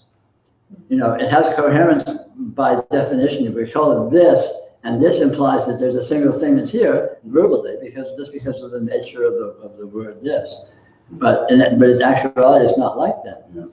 It was like that with a dream. You know, what was your dream like last night? You know, well, you can kind of narrate a few things, but the overall dream, it didn't have sufficient coherence to be a single thing. It's just this weird panorama of weirdness, with certain portions which seemed to be a certain way, and other portions which were what, nebulous or weird or whatever. Yeah. And so there's no talking about the dream as if there was an it there that had any coherence, that had any specific nature. It's a fallacy because there's nothing there that actually corresponds to that. There's no specific, single, unitary, coherent object there. And like what's here, strangely, is like that. This is actual. This is the sole reality. This is here, but it's not anything in particular. Very, very, very strange. So if we are God, is it God having a dream? Because to me, It's God God. would be a focal point. You could say that. I mean, there's lots of ways to poetically put it. You can say it's God exploring God. You can say it's God dreaming. It's exploring itself through dreaming. You can say it's God dreaming. I mean, there's a lot of ways, but these are all just sort of myths and metaphors. And, you know, they may or may not have value or juiciness, but the bottom line is you just can't say. So anything you do say is not going to be true in the final sense. Is there any significance in concepts? Yes, there's profound significance. Okay. Concepts are an expression of intelligence. Intelligence inheres in this, in a very profound sense. Of course, you can't pin down what that is and how it is, Right. but you know, I mean, I define intelligence as functional structurality. The fact that functional structurality, the fact that all apparent structures seem to be as functional as they are, both with themselves and with each other. Sure. For example, apparent cause and effect, apparent scientific phenomena, laws of physics, apparent social phenomena, apparent organization of biological systems, apparent organization of social groups. So there's all this intense, manifest, interactive functionality and internal functionality within all of these apparitional patterns. And so to me, I sort of arbitrarily say that's evidence of inherent intelligence, which doesn't necessarily inhere in the individual patterns themselves, but rather the fact that this is inherent intelligence, it enables it to manifest as all of these incredibly apparently functional patternings. So, I'm sorry, I started that and I didn't remember where we were going. So do you remember what your point was? If there's significance to concepts. Yes, so concepts are a specific example of this inherent, of this functional patterning. So obviously concepts as thoughts and as semantic symbols in language and so on and so forth, and particularly employed in interpersonal communication and so on, is obviously a profoundly functional system as far as it goes. And in that sense, sure it's significant, but it's no more or less significant than any other, functionality among patterns. And concepts are certainly not true or accurate in the sense that they pretend to be. Ideally, concepts would be accurate portrayals of that which they are intended to refer to. And this is not the case. So concepts are not true, but can concepts actually point at truth? Yes, absolutely. The way I put it is there's two ways that language can be used. Language can be used definitionally, or language can be used referentially. And artful use, the most intelligent use of language is referential, where the language is like a sign pointing at an actuality. So when I say this chair, if I'm using it referentially, I'm saying this unknown actuality, this undefinable actuality that is manifest, I'm indicating that actuality by this symbol, this chair. If I'm using it definitionally, the implication is that's a chair, that's all it is. It's just a chair. This is a chair that is here, and this is this chair. And so there's an implication of limitedness in that kind of a usage. There's an implication of finality and completeness in that kind of usage. Whereas in referential usage, there's no implication at all. It's just a convenient, it's like a URL. It's like an address of experiential actuality. And the most, my argument is the most impartial thinkers tend to use language more referentially, and using language definitionally is liable to lead to small worldviews and sloppy thinking and the fallacy that one has a handle on anything. There's a real high intelligence in that sense of like all material matter is just a referential to our experience, which may or may not exist. That's for each individual to discover, but it does just in that inherent differentiation between definition and reference. It's like the reference is the pointer to that. Yeah, exactly. It's not what you think it is. Yeah, exactly. So it allows open-endedness to be present and still allows a context for referring to actuality without needing to assert the claim that it is the way I say it is, and I know. Whenever I talk like that, I feel like, oh God, what bullshit is that? No, yeah, well, we all know that one. Yeah, the pointer's really big on that one. Regardless of where I am in Satsang, whether it's back home in Canada or here or in Florida, it just seems to me, with certain exceptions, most of us are in our 50s for. And I'm just wondering, does this not appeal to younger people nowadays, or what are your thoughts on that? I know a few younger people who have actually very deep insight, but not that many. I would say in my experience, it seems to be the case that, people develop a sensitivity to this over the course of School of Hard Knocks. Yeah. Pinball machine. Yeah. The pebbles are getting polished by the tumbler of life. I don't know. I mean, it's thought that, age brings wisdom. And I think that to a large extent that's true in the way that it is. And I think that applies to the development of sensitivity and reflectiveness and so on and so forth, just as functional modes. I think it's when one's young, one is so full of hormones and ambition and the lust for achievement in life. So the fundamental vectors are more liable to be, you're getting out there and making something of yourself or acquiring something or establishing something rather than sitting back and reflecting on it all, which comes more naturally at a more advanced age, most typically. But there's no rules.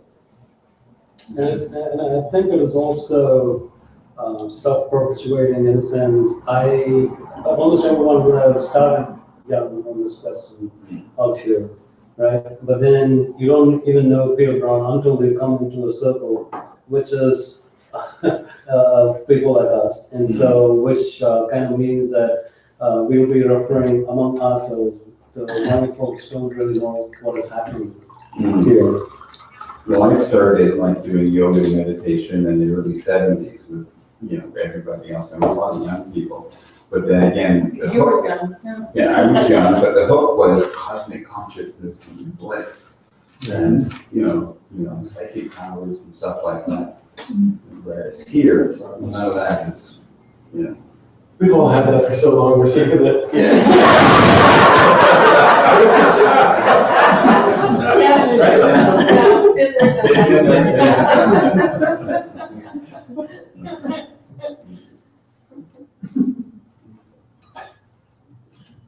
So another question was, Ramana Maharshi used to say that sleep is the first deterrent to a sadhaka or an aspirant on this path.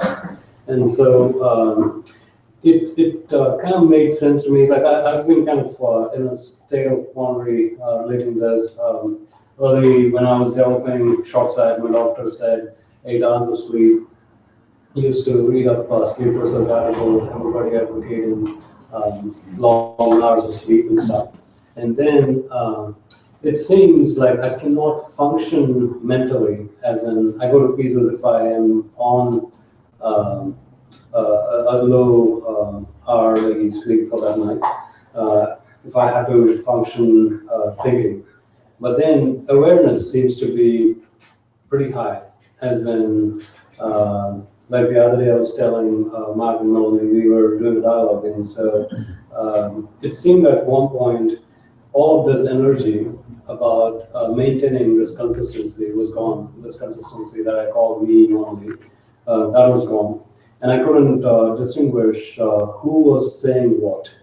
And so in other words, everything made meaning in the context that, yes, words were spoken and the meaning was apparent, but I did not know that in the normal sense of this thing, like, am I expounding what I was saying earlier, or am I expounding what he said, or like basically, I couldn't distinguish personalities totally at that point in the normal sense of even so.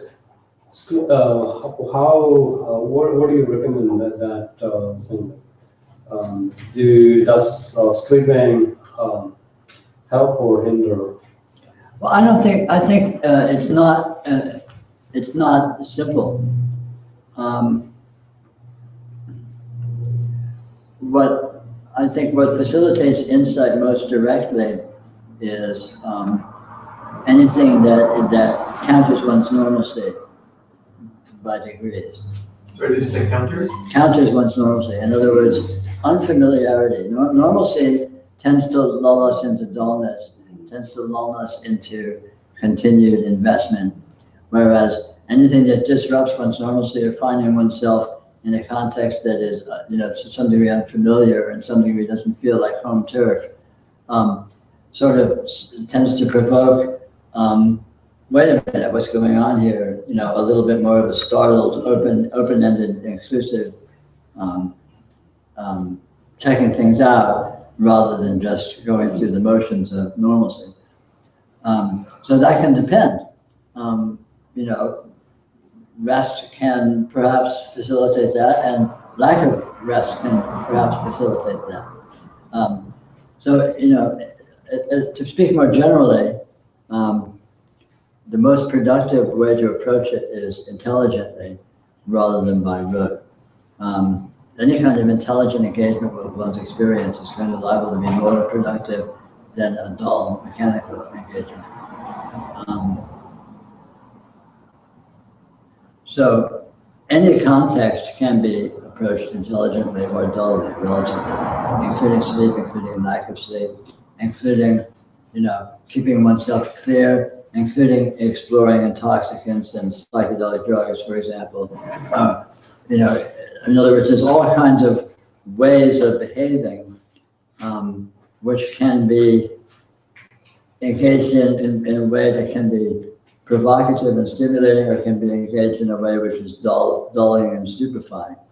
And the most productive stance is more provocative and stimulating. So it's down to the individual artfulness of trying to play with that, explore that. But I don't think there's any, with regard to sleep, there's no hard, fast rule. So as based on what you said, would it be that if you're constantly running low on sleep, then that becomes your new normalcy, and you would then not engage with it as yeah, that would be true. That would be one strategy for sure. If you're normally not sleeping, sleep in, see what that's like, because it puts you in a slightly unfamiliar context, and in that context, you're liable to be stimulated to look around a little more. I meant as in, if I'm sleeping 8 hours a day, and then suddenly I decided, okay, let's see what happens on 6, right? Now, are you thinking that this will soon become a new normalcy? From which... Well, that's unimportant. That's getting too ahead of yourself. Okay. It's just the immediate event that is interesting. Yeah, and again, it's not a hard and fast rule. It's just sort of a rule of thumb. So I think that's why I was asking about losing the motivation to travel, because I've known that the unfamiliarity of traveling shakes out of the normalcy. So I guess there's this mind trying to determine, am I just trying to, stay in the status quo? Or is it really, if this works, it's gonna work, and if it doesn't work out, it's not gonna work, and it doesn't matter. That's kind of what I've been. Well, you can't analyze a symptom or a behavior with regard to where you're at with it. It's more the attitude or the intelligence with which you're approaching it. As I said with the whole travel thing, you might just be getting lazy or self-protective and not wanting the stimulation, or on the contrary, you might be developing more sensitivity and appreciating the spontaneity of your everyday experience, so that you don't feel the need for the pretense that, exotically different is more different than just normal different. So I'll have to find out which one that is somehow. Well, yeah, or not, you play with that, you don't need to be definitive or pin it down.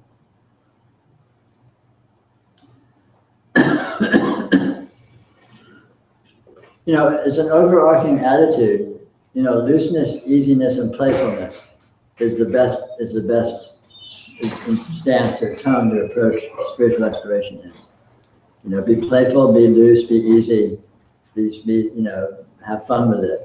Being too dutiful or too systematic or too process-oriented is self-defeating by and large. Because remember, it's not a matter of achieving anything or doing anything, it's a matter of seeing. And seeing can happen at any time. It doesn't have prerequisites. You don't have to have something you have to do before you can see. Seeing just has to occur, and if you're relaxed and having fun, it's more liable to occur because your consciousness will be in the swing of things, of jumping around and enjoying it.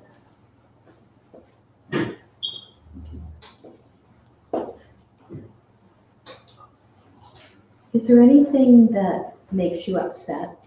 Oh, yeah. Tell us. Do tell.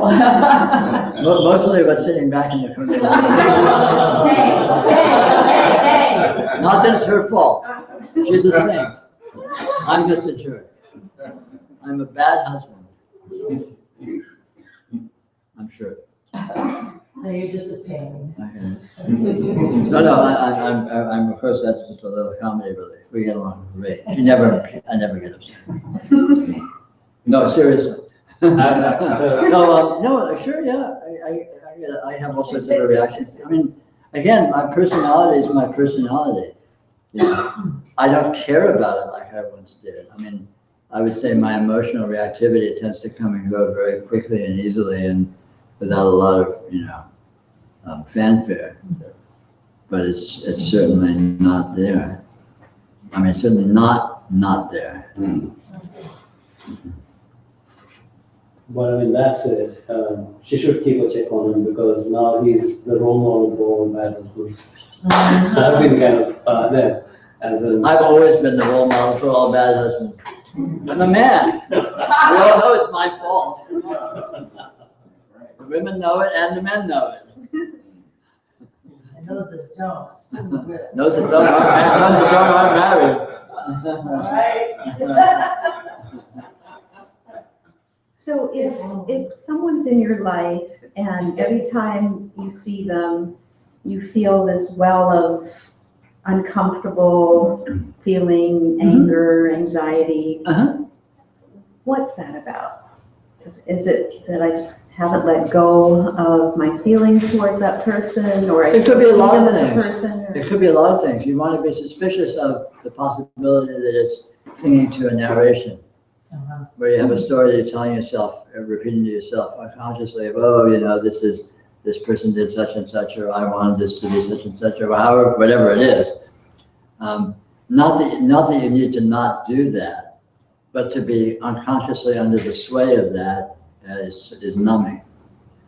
The best way to be with people is just feel their presence. And then you feel the flavor, and that flavor will include aspects of ways you're used to reacting to it, but will also include other aspects that have nothing to do with anything you're used to thinking about. And so the very act of doing that will tend to diminish your stories about them. But it's not a matter of suppressing it or trying to change it. If you have stories about people and all that stuff, it's all right, it doesn't matter. The point is not to change anything or to be a certain way. The point is always to see what it is. Seeing is what matters. It doesn't matter what you do. The important thing is seeing it. Without projections, concepts. Well, no. If there's projections, see that there's projections. If there's concepts, see that there's concepts. No, it's not like you're trying to not do something or avoid something or suppress something. Whatever's present, doesn't matter what it is. You know, you can be a totally crazy person, but just see it. Because I tend to, well, he's God. Clearly, he's God. Yet I'm still angry at God. So how can I be angry at God? Who else are you going to be angry at? Right, he's an asshole, remember? You can't. Yeah. Well, besides which, you can't find anyone that's not God. So if you're going to be angry, you know, it's obviously going to be someone who's God.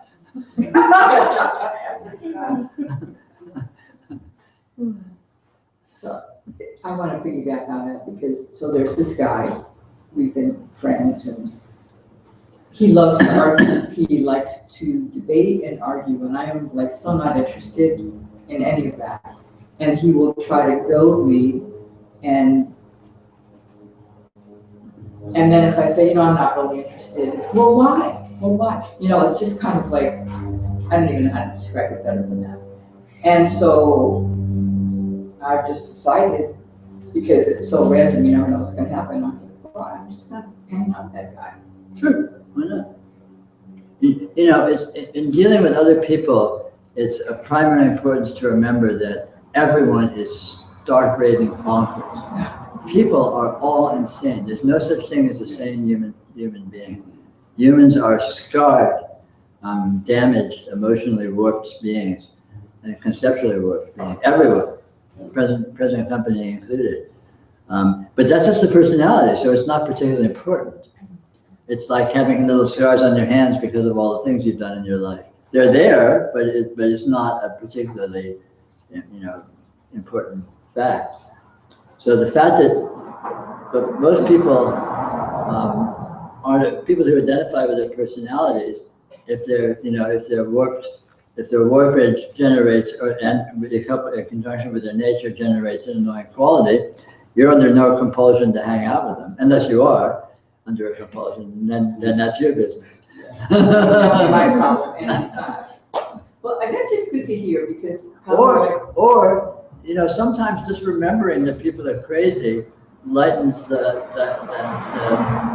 you know, sometimes a person can annoy you, and even if you're busy trying not to be annoyed, you're annoyed, which puts gasoline in the whole thing. Yeah. Whereas when you know someone's crazy, you don't have a dog in the fight, there's no stakes. And so the fact that they're acting crazy is like, well, of course they're acting crazy, they're nuts. And then it's like, there's no, you know, there's no annoyance factor, or the annoyance factor is greatly reduced. So then, you know, the fact that they're that way is just like, oh, well, true, you know, no problem. And that in itself might reduce the electricity of the interaction, or not. And if it doesn't, you know, you're under no compulsion to hang out with them. That's really helpful. I have just, for years now, just tried every which way and not see the person for 6 months and then try again, but it's really helpful what you're saying. Oh, good. You know, and also remember, when you're remembering that everyone else is crazy, remember that you're crazy too. So your reactions to people are irrational and don't have to make sense. So someone might push your buttons and it's not their fault, and it's not your fault, it's just because they're them and you're you, and you're both bonkers. And so, but right away, just that, knowing that actually takes a lot of the pressure out of the situation, because it's not something you're doing or not doing or need to change. It's like, well, of course, you know, you put two crazy people in a room together, they act crazy. What do you expect?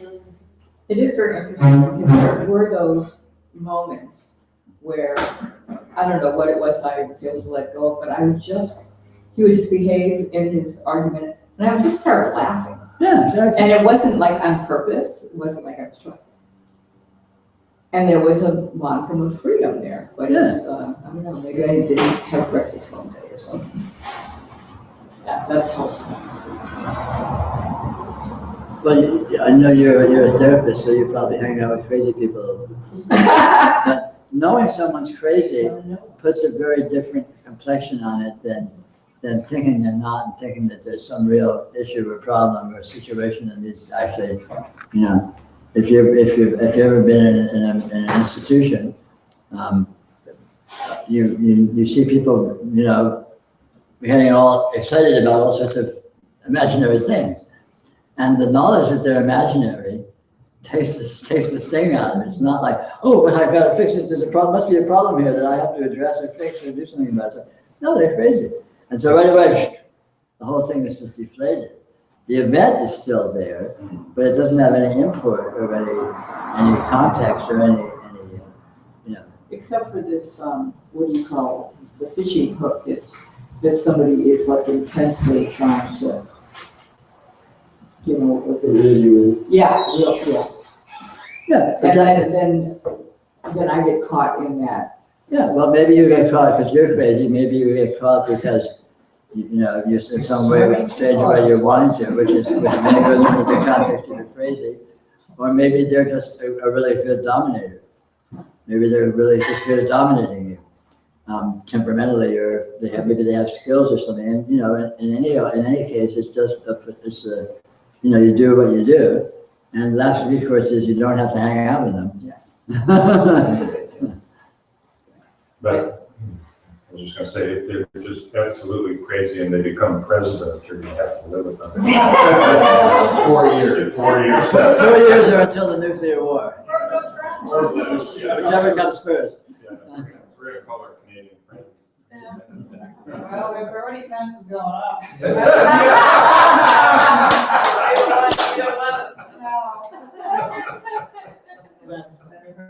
Well, there, big mass, immigrant. That comes under the you don't have to hang out with them. So we'll find ourselves in a dreamland. It's a big world. Then here come the Americans and they're saying, it's a big world, we don't find another place, I'd be lost. Peter, would you say that, like when these dramas happen in our lives and whatnot, would you go so far as to say, you know, that there is this intelligence or whatever, you know, that is bringing these things along with perfect purpose, timing? Or is that saying way too much? No, it's absolutely true, but in practice, that's not the point.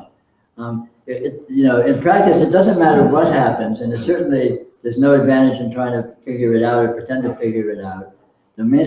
Always with what happens, it's not a matter of what happens, it's just a matter of seeing it. Right. So if you're having an intense interaction with somebody, see the energy of the presence of that experience. What is it that's actually present?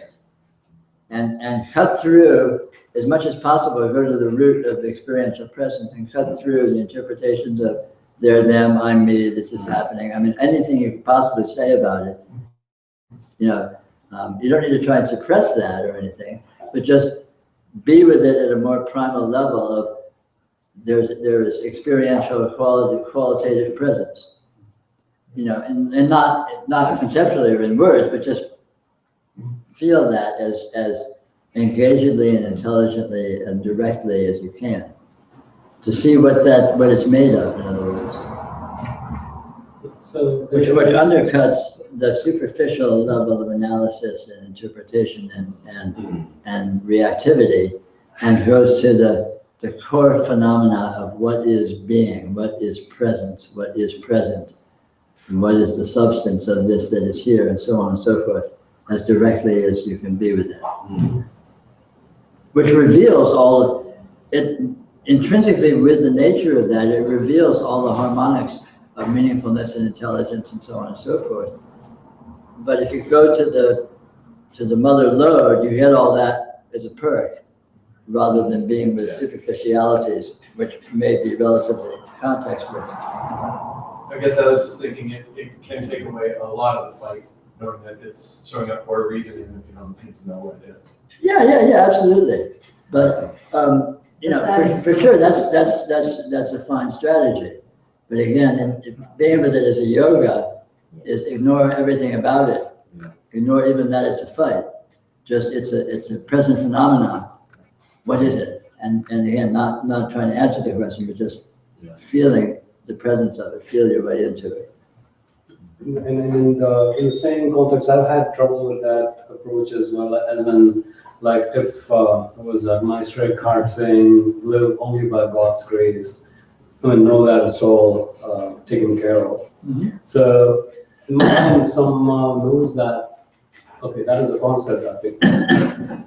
And so, if I try to let go of the steering wheel, it's fine for a while, but then the moment it starts to shake, I'm like, oh, no, I'm back onto it. And so at that level, this attitude as to feeling it through reality makes better sense in terms of, okay, I'm a skeptic. I don't know for sure that all of this comes in perfect synchrony with nice timings to care enough for me, as opposed to being a hard-cold universe. So I kind of, so in the same like one interesting thing, my friend went out to this village in India and asking a bunch of students about how confident they were that about what they wanted to do in their lives. It's like there was a population that went up. And then again, how many people believed in God? There was another. And it was interesting that these two were disjoint. Mm-hmm. As in, the people who believed in God thought that God would present whatever was going to be available for them. Mm-hmm. And so they had no control over what happened to them.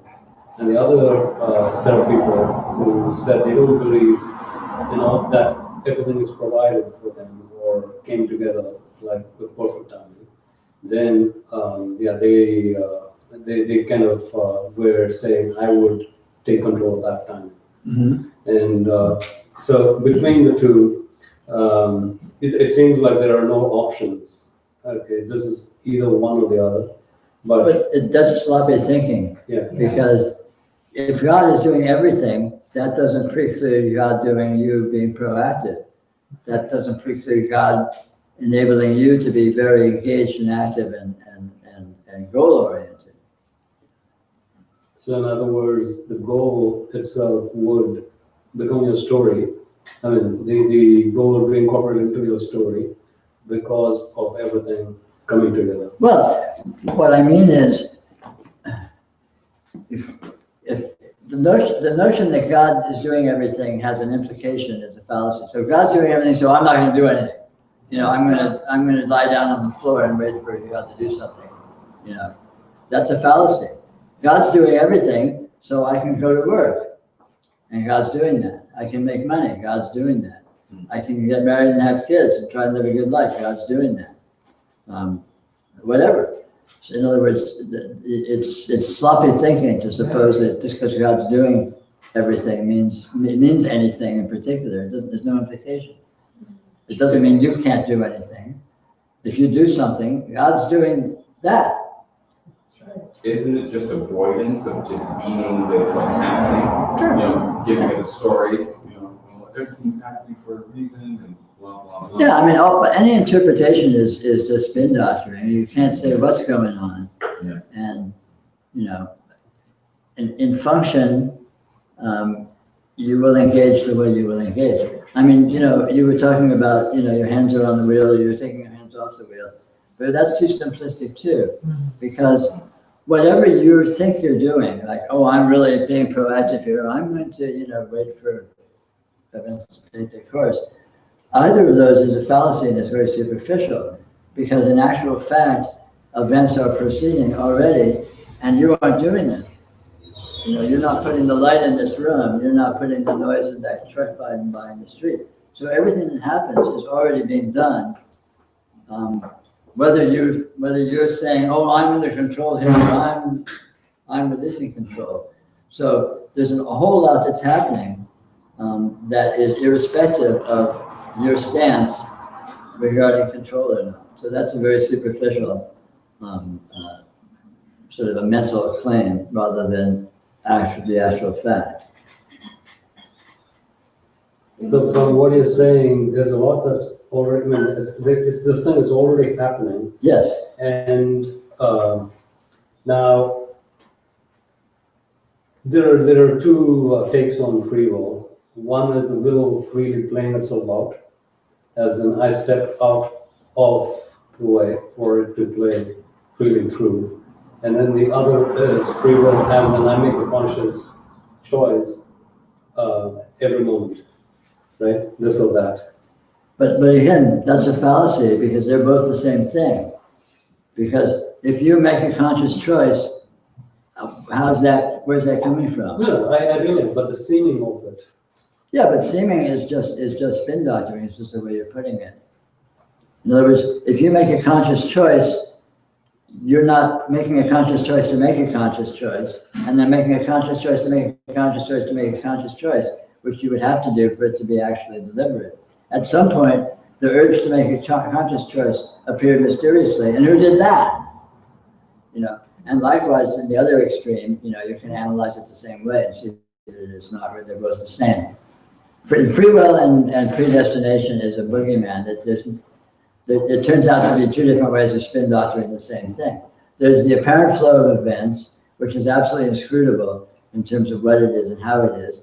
It seems as if it's to some degree participatory in terms of our functioning, and it seems to be also to a large degree not participatory in terms of our functioning, and neither of those perspectives are resolvable. You can't get to the bottom of it one way or the other, so the whole thing is just is a lot of hot air. You know, it's all just claims. So in other words, we cannot resolve the question, could we not have had this meeting here Of course at this not. moment? How could you? I mean, why are you here? To pretend you can answer, I'm here because I decided to be here because I heard about this meeting, and then as soon as I heard it, I said, oh, I want to go there. It's like, really? You know, things happen, you know, a weird, you know, so here is a panorama of infinite event. You know, what's happening here? How much is happening here? The detail of what's happening here is inconceivable. What's it going to lead to? Well, it's going to lead to this. And here's what that led to. And this is leading to this. And here's what that led to. And pretty soon that this is going to look like you driving away. And pretty soon that this is going to look like you're going to bed or whatever. And there's no way to predict what the this is going to look like in the next instant, let alone in the next hour, the next day. So basically everything that ever happened, anything that happens was led up to everything that happened previous to that. And so how can you say, well, yeah, but I'm doing it? Or you know, I mean, it's absurd. Or even God doing it. Yeah, well, God's doing it is just a catch-all way of saying it's happening. Yeah. But you know, all of this is really absurd and beside the point because it's just philosophy, and it's just a way that we can tie ourselves into knots with pointless complexities. You know, from the point of view of what this meeting is about, why I'm here, is to point out this is actual, that is the sole fact, and that is the powerful fact, and exploring and investigating what that fact actually is, what it actually consists of, is of benefit and value. And fundamentally, what this is and what's happening here is not what you think it is. No matter how sophisticated and elaborate and open-ended an idea you have of what's going on here, it's wrong. It's hopelessly partial and inaccurate. But you don't need to be able to get a handle on it because you are already engaged with it with absolute intimacy and intelligence. Just let yourself notice that fact and appreciate it on the level at which you are already appreciating it and have always been appreciating it, and it will reveal itself to you and open into its full potency. And that's the entirety of spirituality right there. Amen. Amen. Yeah.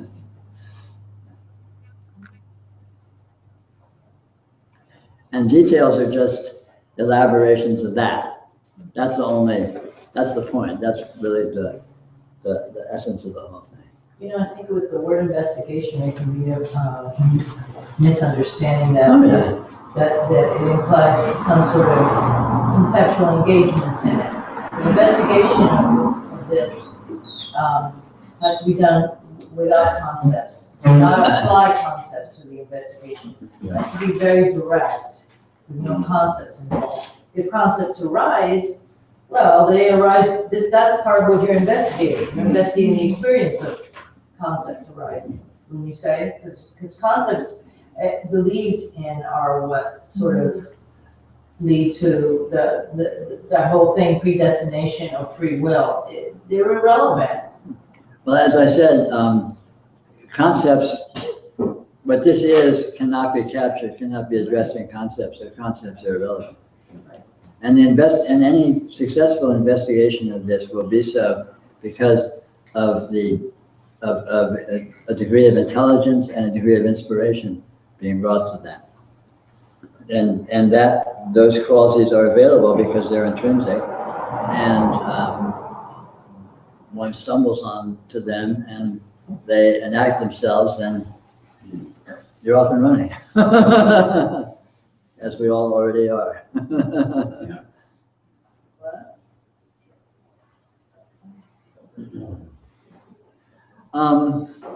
We're getting towards the end of the day. I'm quite happy going on for a little while if you want, or if you're getting tired and you want to knock off, that's cool too. So basically, however you all feel, especially if there's anything nagging, any little butts in the back of your mind, now would be the time to bring it up and we can look at it. But I'm quite happy in knocking off or just hanging out or whatever you all want to do.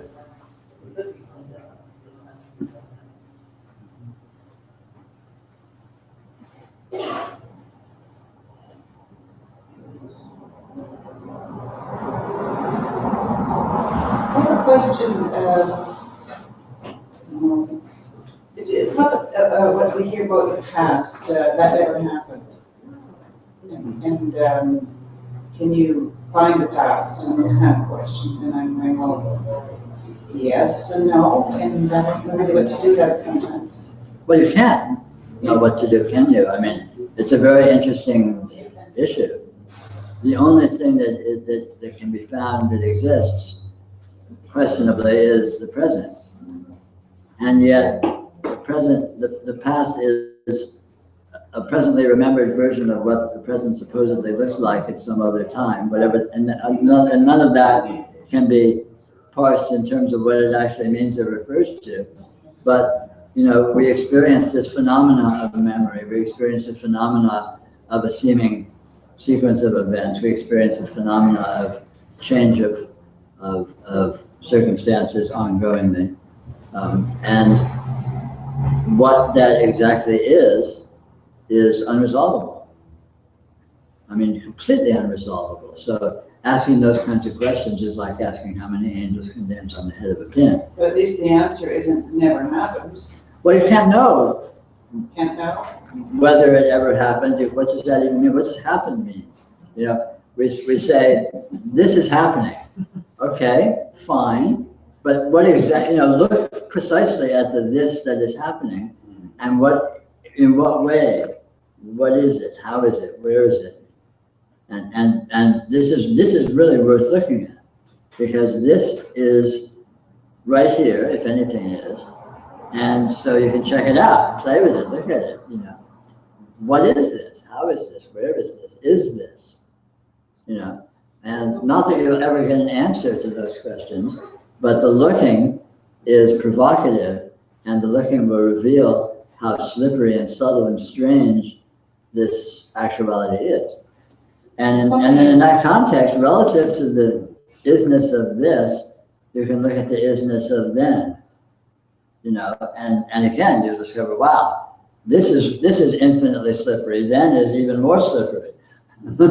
And, but you're never going to get to the bottom of it. But the inquiry is provocative, so the inquiry is nourishing.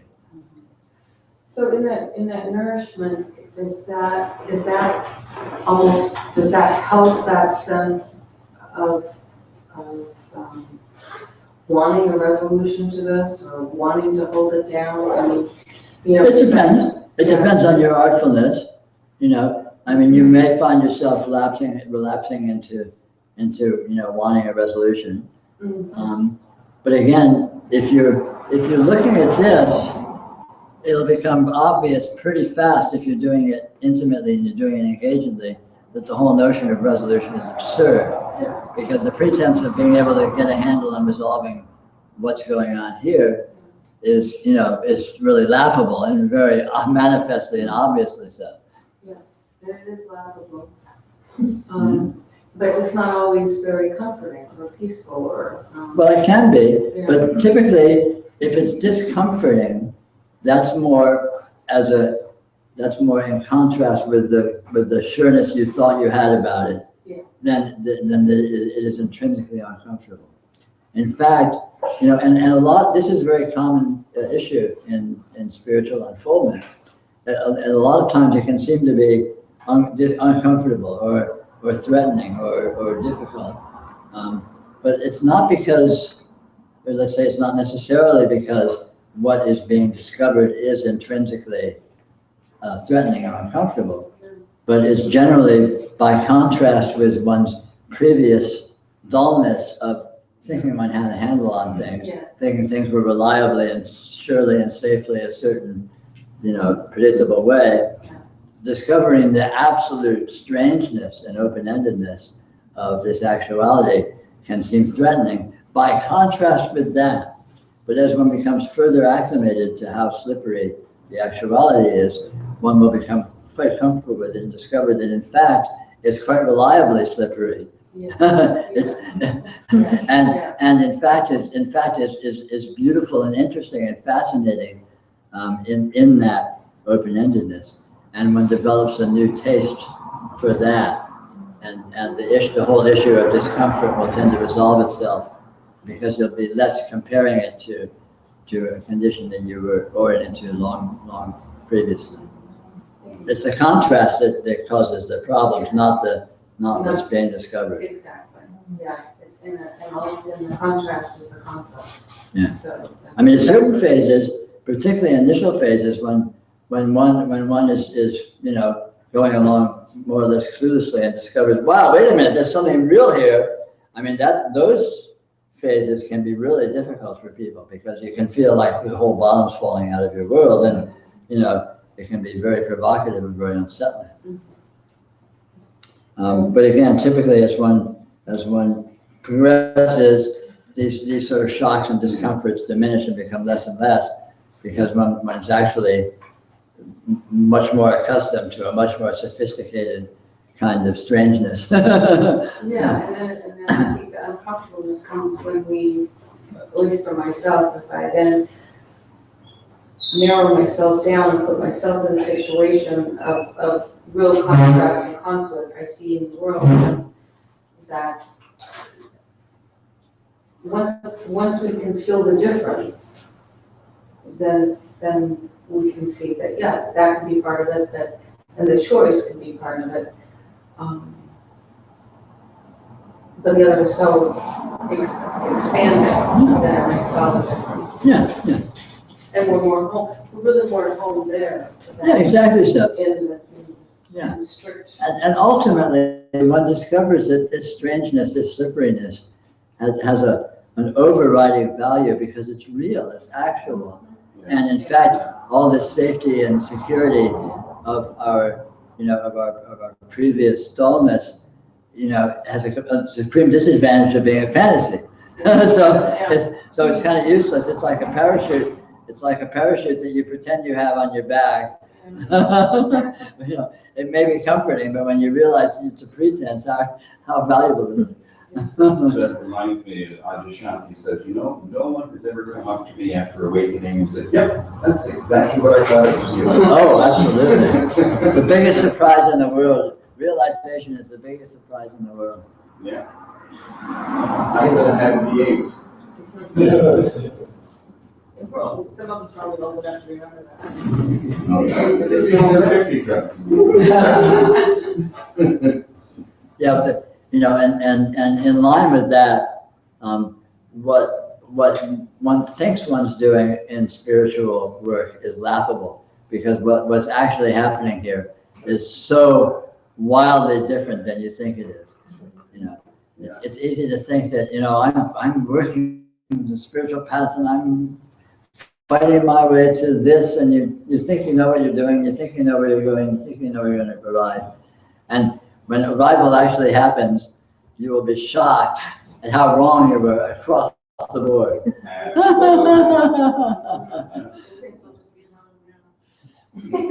Well, it's all good. It's not like it matters. You can't know. It's like having a baby. You can't know what it's like until you do it. Having it described to you is not gonna cut it. It's not gonna, you know.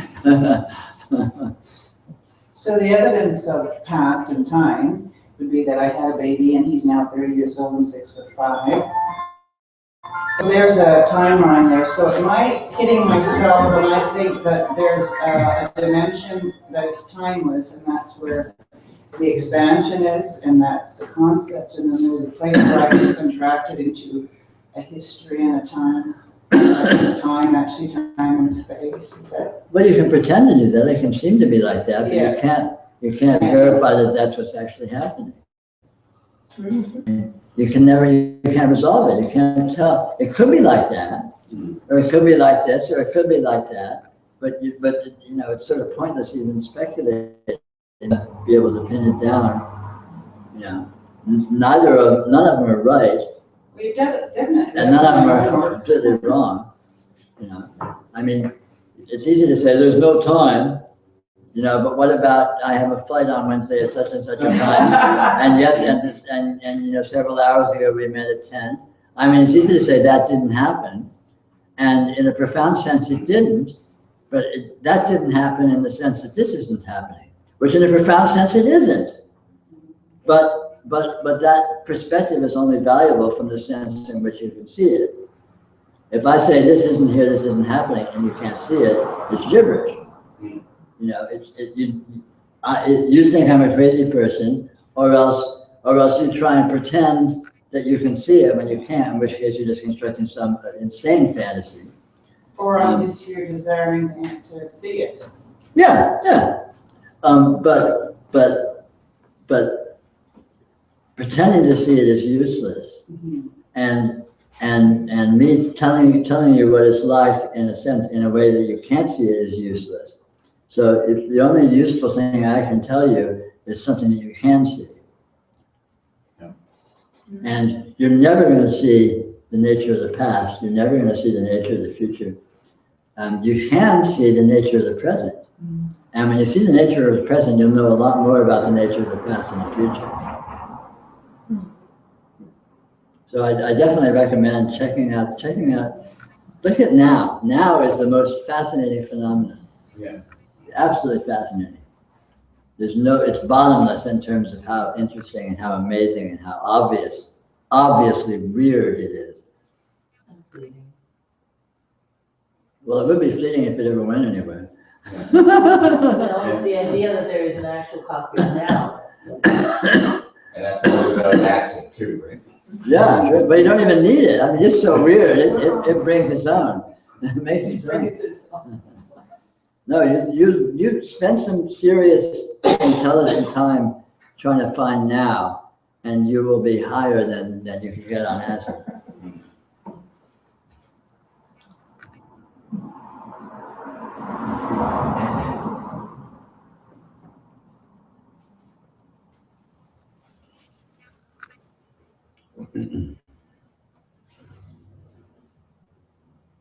But it's always better and more practical to just feel and explore actuality. Don't worry about subtle issues.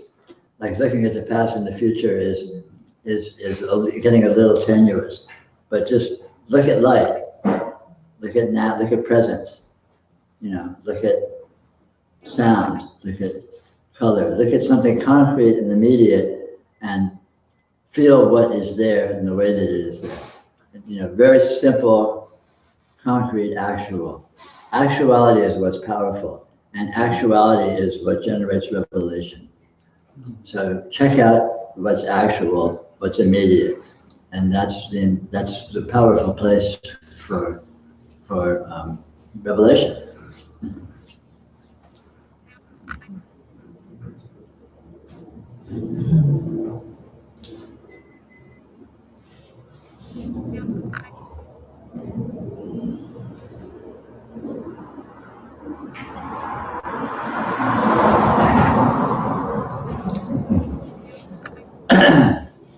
It's also simple, and it's fun because it's always available.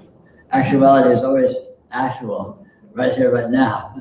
So you don't need it. You carry it around with you. So requires no paraphernalia or prerequisite.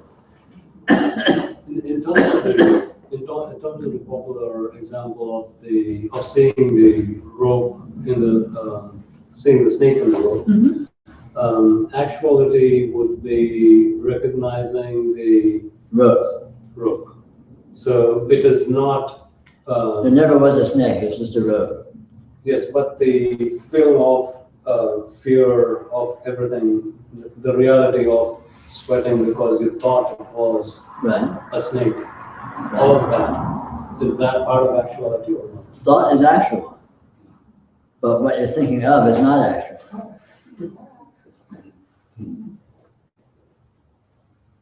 Thought is immediate presence. You know thought is happening because something is present. Just like you know vision is happening or light is happening because there's something present. So thought is a concrete actuality. But thought has a distinction of pretending to be about something. And that's where you get into trouble. It has no indicator value. Exactly. It has thought is only about the presence of thought. What thought is about is its own presence. Just like what light is about is its own presence. What's light about? Here's light, right? Your field of vision is full of light. What's it about? It's not about something over there. It's about light. Light is about light. Sound is about sound. Thought is about thought. And thinking thought is about narrative and interpretation is pure fantasy. And yet, fantasy is actual. But it's very slippery. But fantasy is not, what is fantasized is not actual. So I'm trying to, basically, like when I listen to your YouTube videos and stuff, I'm just trying to look at just the indicator value of the word actuality. And so Bohm and Kay, when they kind of define it, they define it in this way, and I'm trying to see if that scores in meaning. As in res, the root word kind of comes in from Latin res, reality. And so there they talk about reality as things as they are in the way that you said truth is actual. Yeah. Right, and then they go on to say the truth is the moment you see the rope is a rope, not a snake. Yeah, and so it never was a snake. Okay. And yet the truth is also that you could have thought it was a snake. But even when you thought it was a snake, it wasn't a snake. And the snake you thought it was never there. It was just thought. So there was never a snake. There's a rope and there's thought. So in other words, you do not draw a distinction between the actuality of seeing the rope for what it is, right, versus the actuality of thought presenting itself as indicated.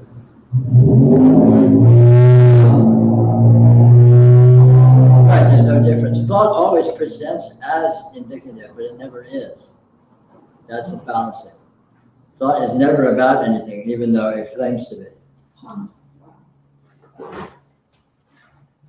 So, okay, the question. But it's slippery and complicated because thought isn't dull and inert and mechanical either. Thought is, as all form is, thought is a manifestation of profound intelligence. So there's all sorts of meaningfulness in thought, just like there's meaningfulness in vision.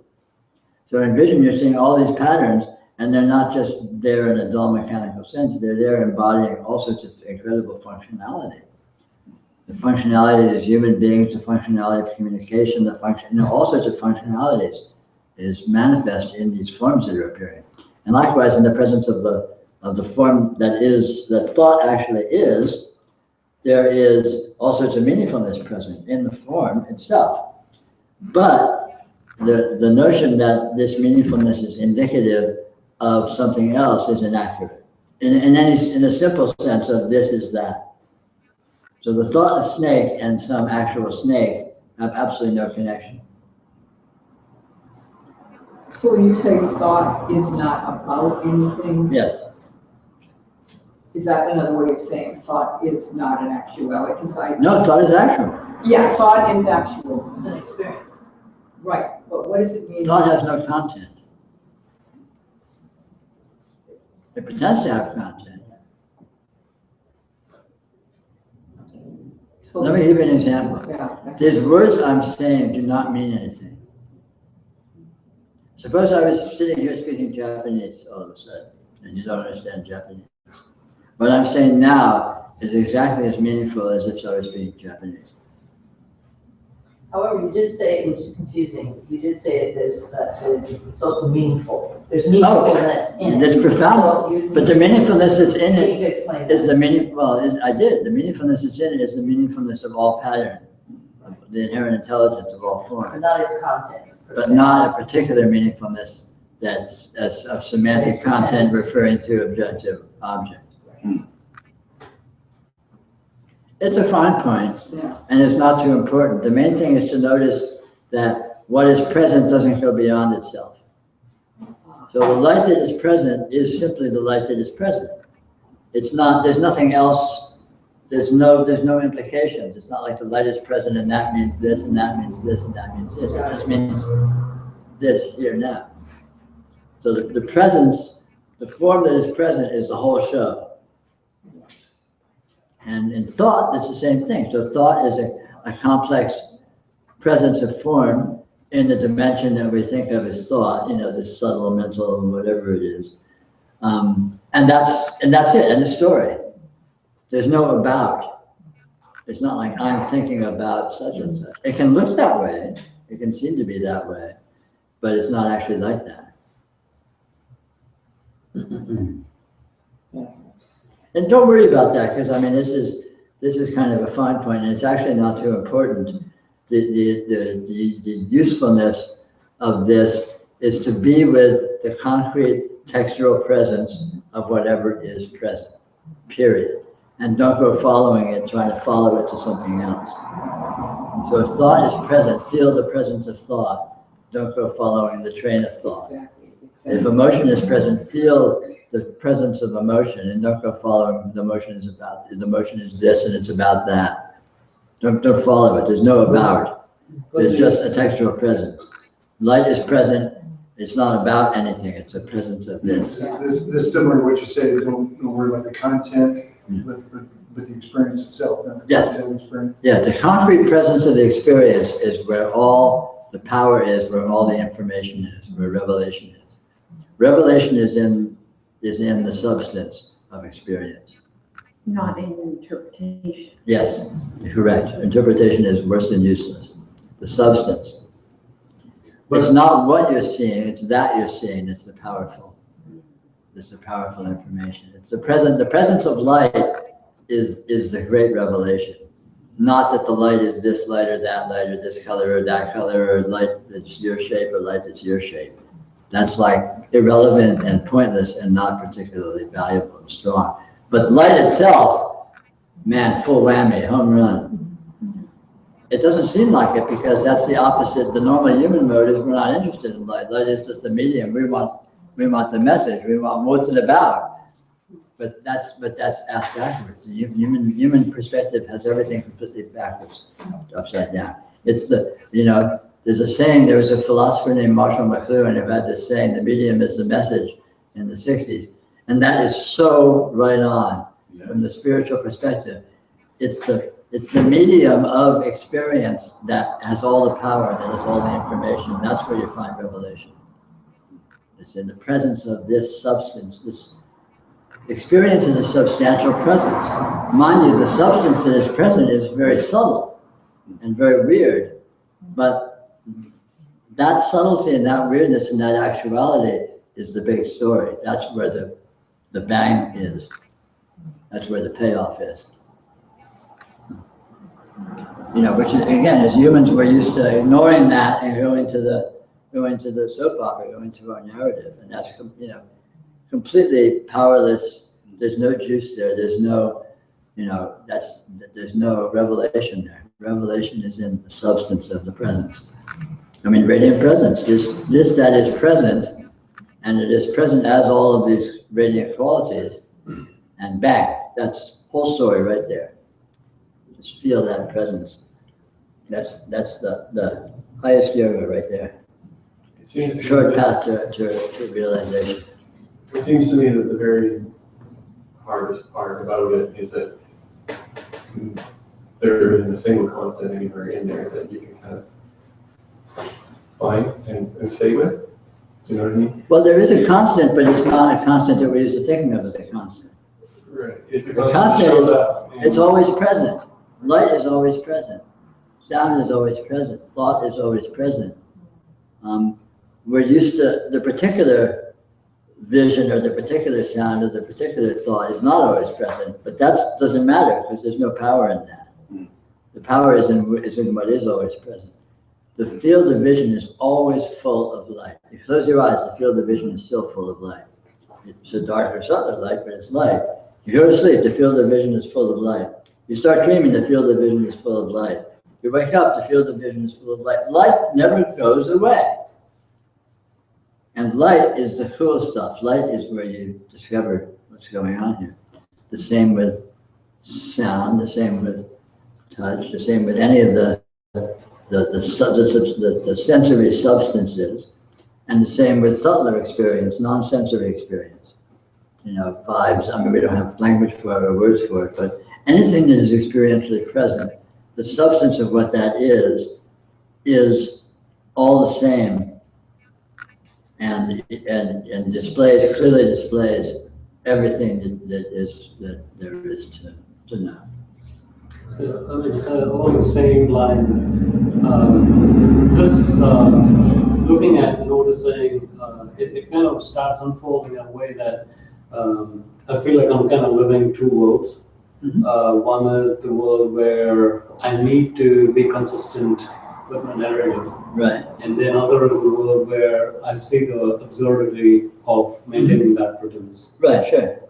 And so what happens is I see myself drifting in and out even as I am telling a narrative, right? And so then what happens is I kind of feel that the absurdity becomes me, and then it is awkward. And so this question about hanging on to a constant, right?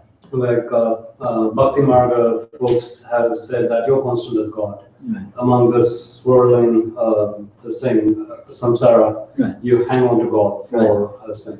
But then how would you say that even as I am narrating a story to my team or my manager, that I need to get my functional thinking in order. Yeah. At the same time that I am kind of noticing. Right. So there's no problem. They're not mutually exclusive.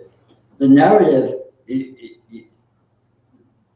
being with the textural presence of actuality, includes any kind of higher octave information. So there can be the narrative, there can be all of that stuff. But all of that is the textual presence. It's not an either or. There's no mutual. They're not mutually exclusive.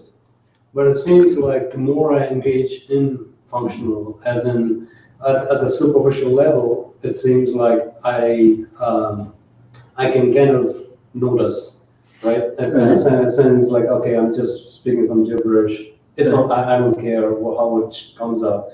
And then it's like, okay, fine, there are 10,000 things to connect. Right. And now I'm kind of so caught up with trying to connect all of this, Right. that I don't notice anything about the experience itself. Right.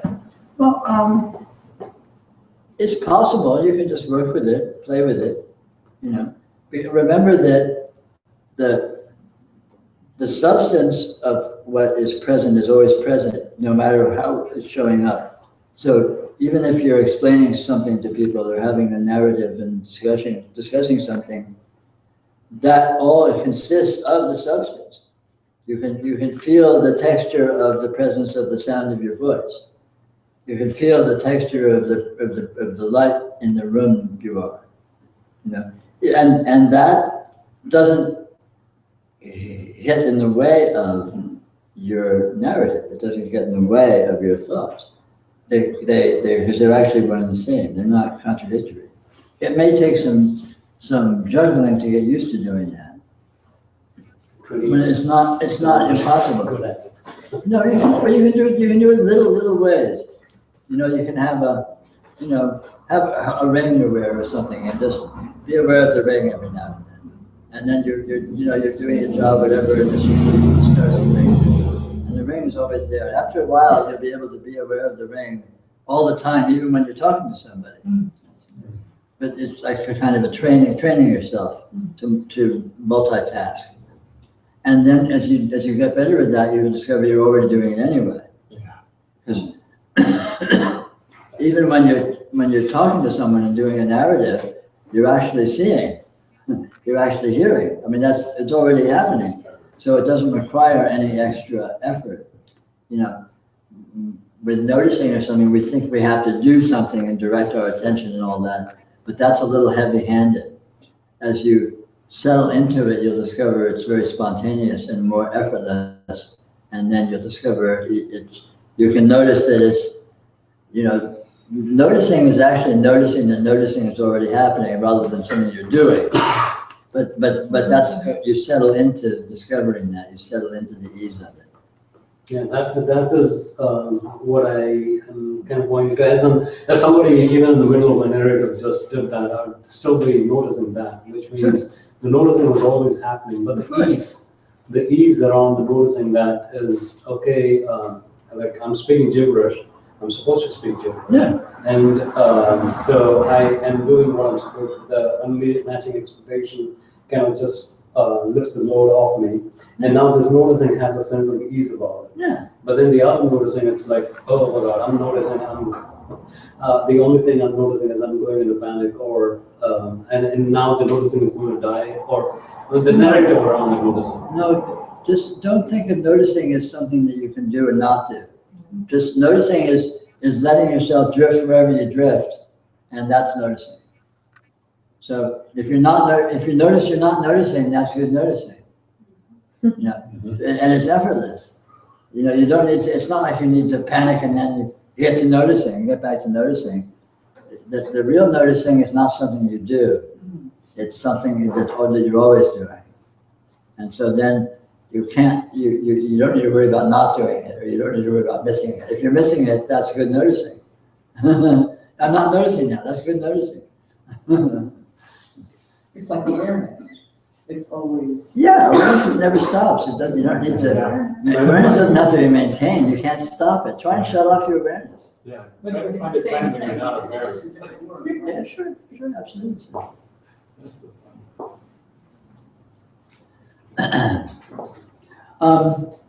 I feel like it's been a long day, and I feel like we've all been through the mill. So I'd like to thank you all for coming. Thank you. And I hope you found this at least interesting and possibly amusing, and hopefully maybe valuable in some sense. And it's been lovely to see you. Thank you. So thanks for coming.